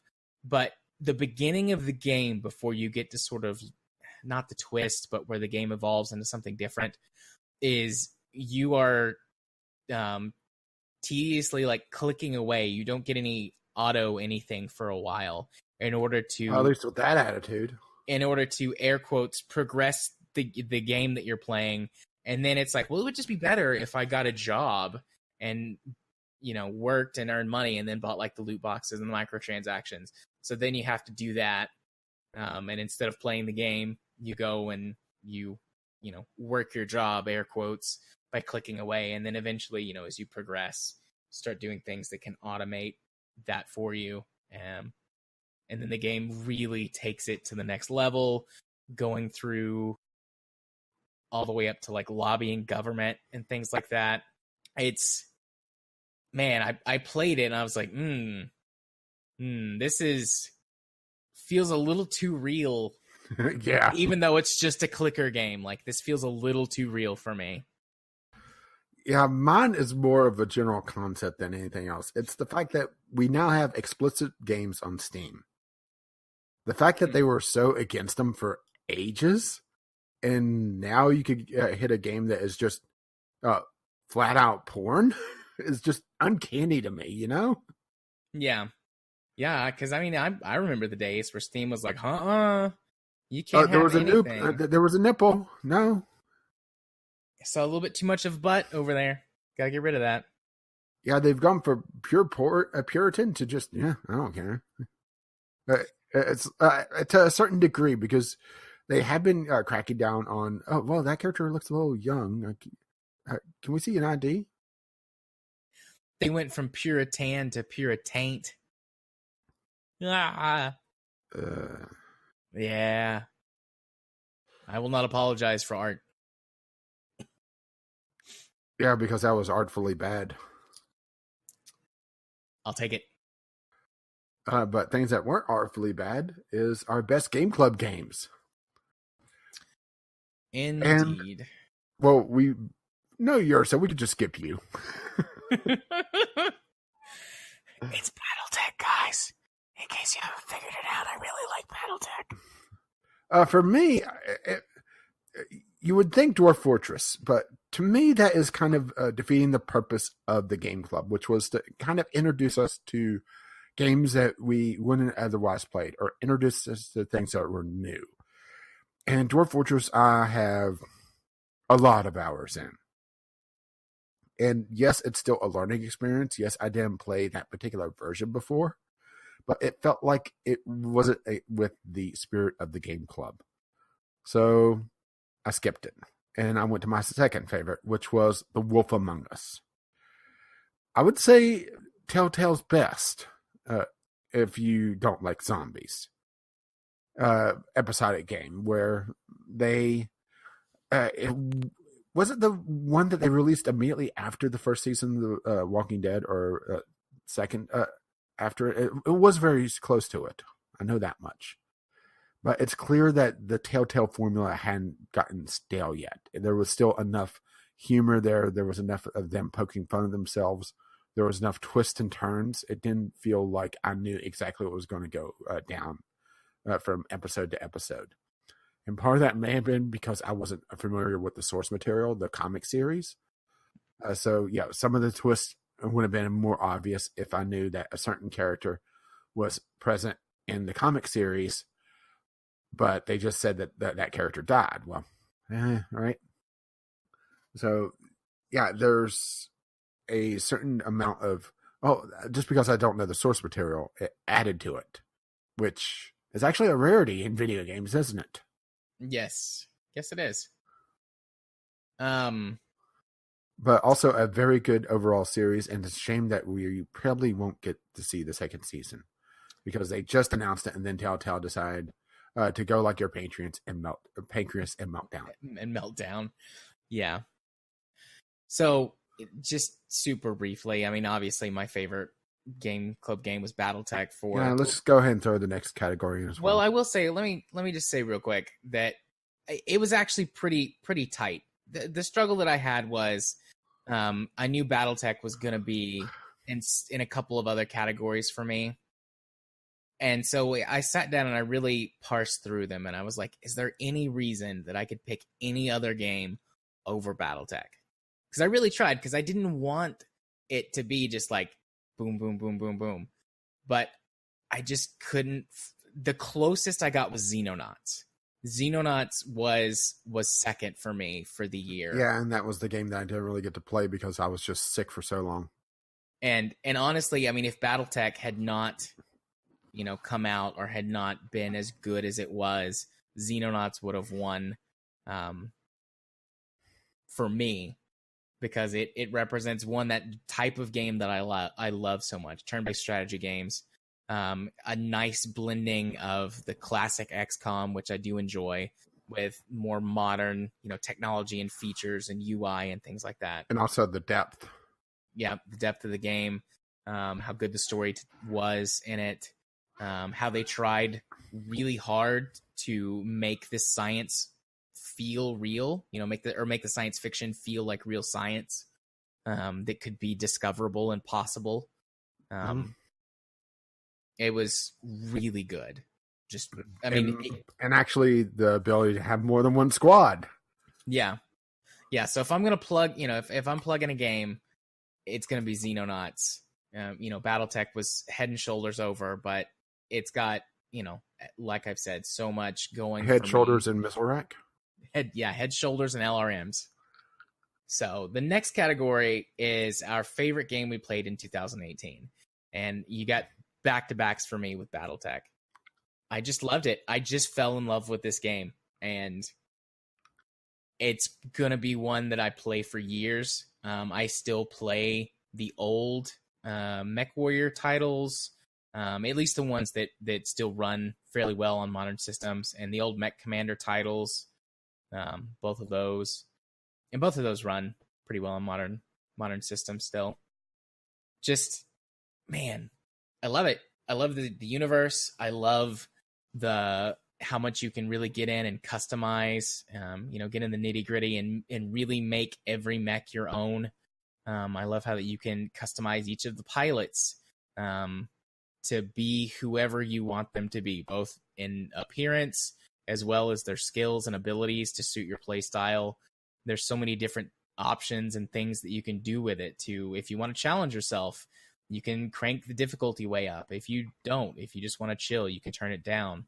There's lots of fun and interesting challenges that you can do just on your own, like trying to stick to certain builds or trying out weird things or new strategies. And with the addition of the first DLC, and I hope the future ones coming out, they've really played up the part of the universe that was weak in the main game, which is the actual, storytelling aspects past the main campaign, and really getting into some of that, space Game of Thrones shit that I talked about so much about Game Club. And we never really got to see because it was the ascension to the throne. Right. So it's just so good. It hits all those buttons for me. And like I said, I intend to be playing this game for years to come unless they really do something to fuck it up. But the base is so good, they would have to, I think, completely change the entire game to really mess it up. So, yeah. And for me, it was a lot more of a simple game. And I believe this was yours from last year, Cuphead. Yeah. Mm-hmm. I got it last year during year before last, during the Steam Winter Sale. And I've just slowly been plugging away at it. Every so often, fire it up and hammer away at a boss, maybe defeat it, maybe not. But start to get a feel for it. And it's just a really, really satisfying, technically boss rush 2D shooter with some platforming levels. And my music tracks, I have a few Cuphead tracks that I have on some of my playlists. The ones that don't give PTSD, Yeah, I hear you. But just amazing animation, amazing music, very tight controls. It's difficult, but it never feels unfair. There's never that, that's just a complete dick move, because all the bosses have a sequence. Yeah. It's just almost a puzzle game where you're having to sit down and just figure out, okay, this boss does this if I do this. What happens if I do this? What happens if I bring this weapon in instead of this? And it's part boss rush, but also part semi-puzzle where you're trying to figure out the best way to deal with things. So, Cuphead for me. Yeah, I mean, Cuphead's great. Mm-hmm. Katie and I still play Cuphead to this day. Not super frequently. We're kind of stuck. I think if I was playing by myself, I could get past where we are. What boss? Oh, we're still on the second island in the carnival section. I'm on the third now. Yeah. Which boss do we have? The dragon. The dragon is the only one we haven't beaten. Anything in particular, or is just Katie isn't good enough for it, so she's causing issues? She's not. I'm not trying to belittle her, but that's a very tough game. Yeah, Katie's just not great at video games. Occasionally she'll have a streak and she'll get on, but she's very inconsistent. And I think if we played regular, she has improved, but I think if we played more regularly, we could do it. But I never want to leave her behind. That's the thing. If I just ignored her, the bosses are more difficult in 2-player mode. But if I just ignored her, a lot more health. Yeah, but anyways, if I just ignored her, I think I could do it. I could learn it, and then it would just be muscle memory. But that's not why I'm playing the game with her. So I always try and save her and, help her get past stuff. So we've just kind of gotten stuck. Yeah, I will say that the dragon boss is definitely one that benefits from certain weapons over others. Yeah. Especially that last phase. Oh, damn. Yeah. Last phase, the charge. I can't. Charge weapon. Okay. Because the big thing about that particular stage is that if you shoot the projectiles, they'll explode. Mm-hmm. I figured out if you use the charge shot, you just charge up and then pick your shots. That makes sense. Makes perfect sense. And that's what I meant by it being essentially a puzzle game almost. Yeah. But, just because it worked for me doesn't mean that would be best for you. Yeah, I've got the charge shot. But I've used up all of the coins, so I've got to be able to get past with what I've got till I can get some new ones. But, so that brings us down to the last one, which is the coveted, widely renowned VGL Podcast Game of the Year award. Yeah, and I'm not expecting you to go with mine. This is more just picking fun because I didn't want to agree. Okay. I sat here and I thought about this. And since it's my turn to go first, we'll go ahead and do my question marks. Okay. I sat here and thought about it. What is the game that has been most important to the podcast? What has given us the most for the last couple months? What has been in the news constantly and gave us content over and over and over again? Being utter and complete shit, allowed us to beat a dead horse over and over. And yes, Fallout 76. Not for being a good game, it's for being such a shit game that we could talk about it constantly. Pick it apart. Make fun of Bethesda over and over again. And now you understand why I sent you the Grinch gift. Because it is our game of the year because we talked about it so damn much. God. I cannot let this stand. You're smiling, though. I am smiling. There will be a revolt.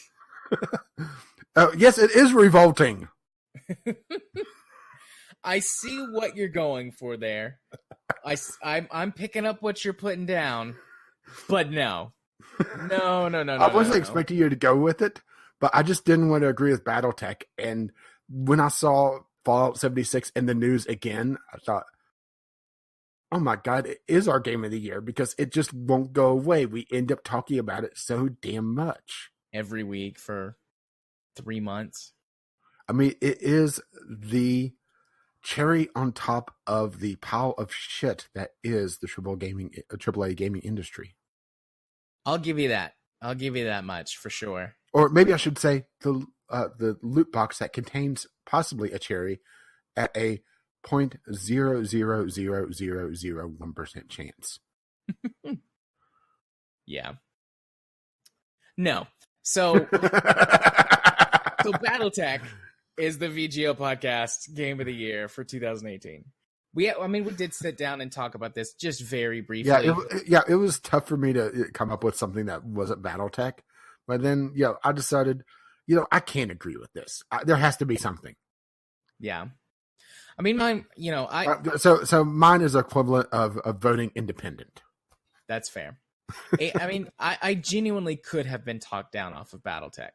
I think there are arguments for a few games on the list that you could probably talk me down from. Even some of the other Game Club games, if you really got in there and made some hard arguments to me. Yeah.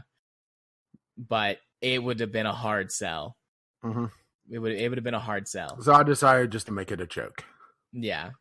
But I mean, you two were like, I can't think of anything really that beats it for me this year as well. So we were also kind of sort of unanimous on this one. Yeah, but I couldn't let it stand, That's we already agreed once. We can't do it again. Can't agree twice in the same show. Besides, it was too good a joke. You knew something that was good whenever I wouldn't put what it was. Yeah. And when you started talking, I was like, it's Fallout 76. Unless he's like going to pull some kind of bait and switch on me, it's Fallout 76. And then you were like, Fallout 76. And I was like, well played, sir. Well played. I mean, do we have anything to add? I have very much waxed poetic on that game a couple of times. Not really, already, because I think you beat it to death. So Fallout 76 it is. I'm gonna edit that out. That's just gonna be blank space for a second. Oh no, it's just going to be Country Roads.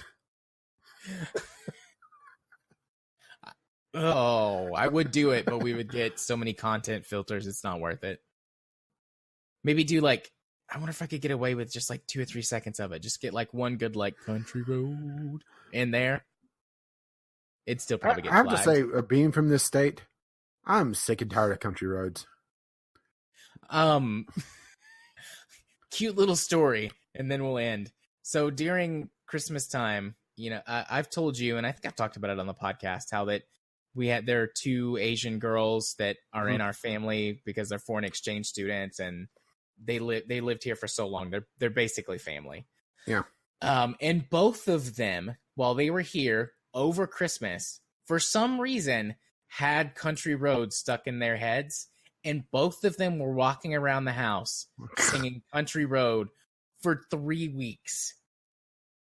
And it was kind of cute at first, because they're like these little teeny tiny Asian girls trying to like fake a Southern accent, but they both have very strong, you know, Asian inflection in their voice just because they grew up in China. But then it was like, okay, girls, why?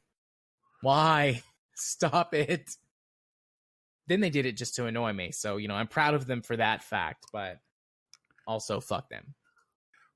Well, okay, since we're talking about Asian country roads, every so often I'll pick a Ghibli movie that I haven't watched, which there are still a few. And I decided to pick one of the lesser known ones called Whispers of the Heart. Okay. And the opening sequence, I'm starting to pick up the notes. I'm thinking, yeah, I'm having a Biff Tannen moment. There's something very familiar about this. And I shit you not, they start singing Country Roads. That is interesting. It was like, is it? And I hear country. Oh, son of a. So much so, actually. They actually do a cover making fun of Tokyo, rewriting the lyrics to Country Roads. Because it's about essentially just following your dreams. You know, it's a Ghibli movie, so, you know, it has a very deep message. Right. And if you ever seen The Cat Returns, that's actually the story that one of the protagonists in this essentially prequel is starting to write because she wants to become a writer. So yeah, it's just that is this. Is it? It is. Bum bum bum. There's something very familiar about this. Indeed. All right. Well, that wraps up the slightly late VGL Awards for 2018. We will start this whole process of figuring this stuff out again going forward for the rest of the year. And as far as the award show goes, we'll be back here in about a year's time. Well, more like 50 weeks or so. Yeah, something like that. That's about a year. Wish. Anyways, just another quick reminder, which we brought up at the top of the episode, just dropping it again here. Yeah, in case you had amnesia by now. We are going to be putting some stuff on Discord, asking for community feedback about some changes we're making to try and refocus some of our efforts on the community as opposed to just the show itself. And then we're pushing Game Club back 1 week just to give us some extra time after combination of just various life stuff between the two of us, not giving us as much time as we originally thought we had in the month of January. So 1 more week should be able to do it. Hopefully. I'm not 100% sure where I am in the story, but I'm in the 3rd area. Like, I've unlocked the 3rd area. There's like 4 major map areas. So I mean, I'm pretty much not going to finish it. So I mean, I'm pretty much it's going to be get through as much as I can, and mostly focus on mechanics for me, I think. It is. I will say, I don't know if this is a good thing or a bad thing, but the farther you get in the game, the less developed the areas get. That's not promising. It's one of those things. Like the first, it's a Divinity Original Sin syndrome. The first 2 areas are the first area is really well developed. The second area is pretty good. The third one is okay, and I've heard that the last area is a little more shallow. But the game, I'll talk about this a little bit because I did do some research into it. The game did have some publishing and development issues, and it went head to head against Half-Life 2 because it's running on the Source engine. Yeah. And so they had a deadline to meet to release with Half-Life 2 and to be something to sort of show off the Source engine. So it was one of those things, like the closer it got, the more problems they ran into. But we'll cover that. It was also new tech, so. Yeah. We will cover all of that stuff, though, much more fully in the Game Club episode. I'll probably go back and rewatch what I did. I'll send you a link to the video. It's like a 20-minute video. All right. But anyways, yeah. So just remember those 2 things. And I guess we should talk about the places and the things where you find us, because we're not quite on the routine for the show. So if you want to find me and my stuff, you can do so over on the YouTubes by searching for Gaming Psychologist. If you want to follow me on Twitter, you can do so at JMA4707. Was off the grid for a little bit, but again, that was all connected to my health stuff. Getting back to normal now. So who knows what you'll see over on my Twitter. Probably something political or discussing video games. One of the 2. And then if you want to be friends, or both. And if you want to be friends with me directly on Steam, you can do so by sending a friend request to jarthur4707. I accept all friend requests and enjoy talking to people, especially if they need a little help. Oh, you keep pausing. You keep doing the Shatner pause. I'm very sorry. I'm done now. You're good. You're good. And if you wish to let them know exactly what episode of the podcast you're coming from, the password for this week is refocus. I thought it seemed rather fitting. Yes, indeed. And if you wish to see my stuff, I do a YouTube channel, which is in the process of restarting again because I got sick. Gaming with Caffeine Rage on the YouTubes. I do plan to stream again on Twitch, caffeine_rage, or you can find me on the Twitter, Gaming with CR, since I don't have a set schedule on Twitch. That's a good place to find me. And you know what? I'll throw my name out there as well. If you wish to friend me on Steam, you could do so and talk to me over on Steam. My name is, of course, Caffeine Rage. I know, shocking, right? Extremely. And since we're doing shocking things, the outro. Since we didn't have the email or the community corner, you could do so and send our inbox some stuff. VGLpodcast@gmail.com with your letters, voicemails, gaming-related topics, or questions, or just tweet them to us. VGL Podcast on the, Twitter. Our lovely patrons have helped paid for this absolute madness. Patreon.com/VGL Podcast. Or you could just go to our website, VGLpodcast.podbean.com. It has the RSS feed. It has links to all our stuff. It has a link to our Discord, which is about the only functioning link right now to try to camera out all these spam bots that's been on there until I figure out how to set up a bot to be a little bit of a sentinel. But basically, I'm going to set up like R2-D2 with a label maker. But you could also find us on iTunes, Google Play, or where most other good podcasts can be found.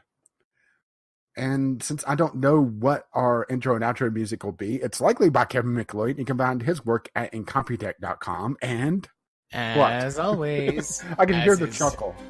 Lovely music starts to roll across my voice because it will still be his. I just don't know what I'm going to pick. Well, bye now. See ya. Bye.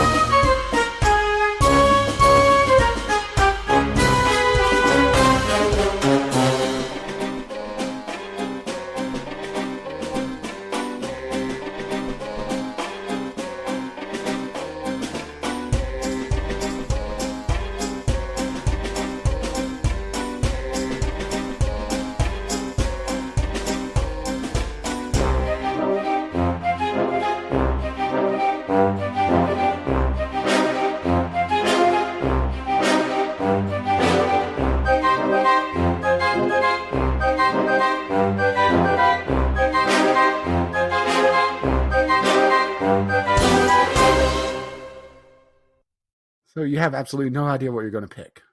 No, you're actually going to put in the effort to listen to some of his music, or you're just going to pick at random until you find something decent. I'll put in the effort to find something. I mean, that's what I did for the Christmas music. I went through everything that he had labeled as Christmas music until I found a couple of good songs that I felt sort of worked with our show. Jangle? Yeah, that jingled my jangle. As you walked merrily along? I do still have the folder with the music we used last year. I might pull from that too. I don't know. I'm going to take a look and see, because I cut a bunch of it up and try and find something that is appropriate. Since when have you ever been appropriate? Well, I mean, inappropriate maybe, but appropriate? It'll be dressed inappropriately, but it will sound appropriate. I'm pretty good at sounding appropriate when I need to. All right. Bye. Bye-bye.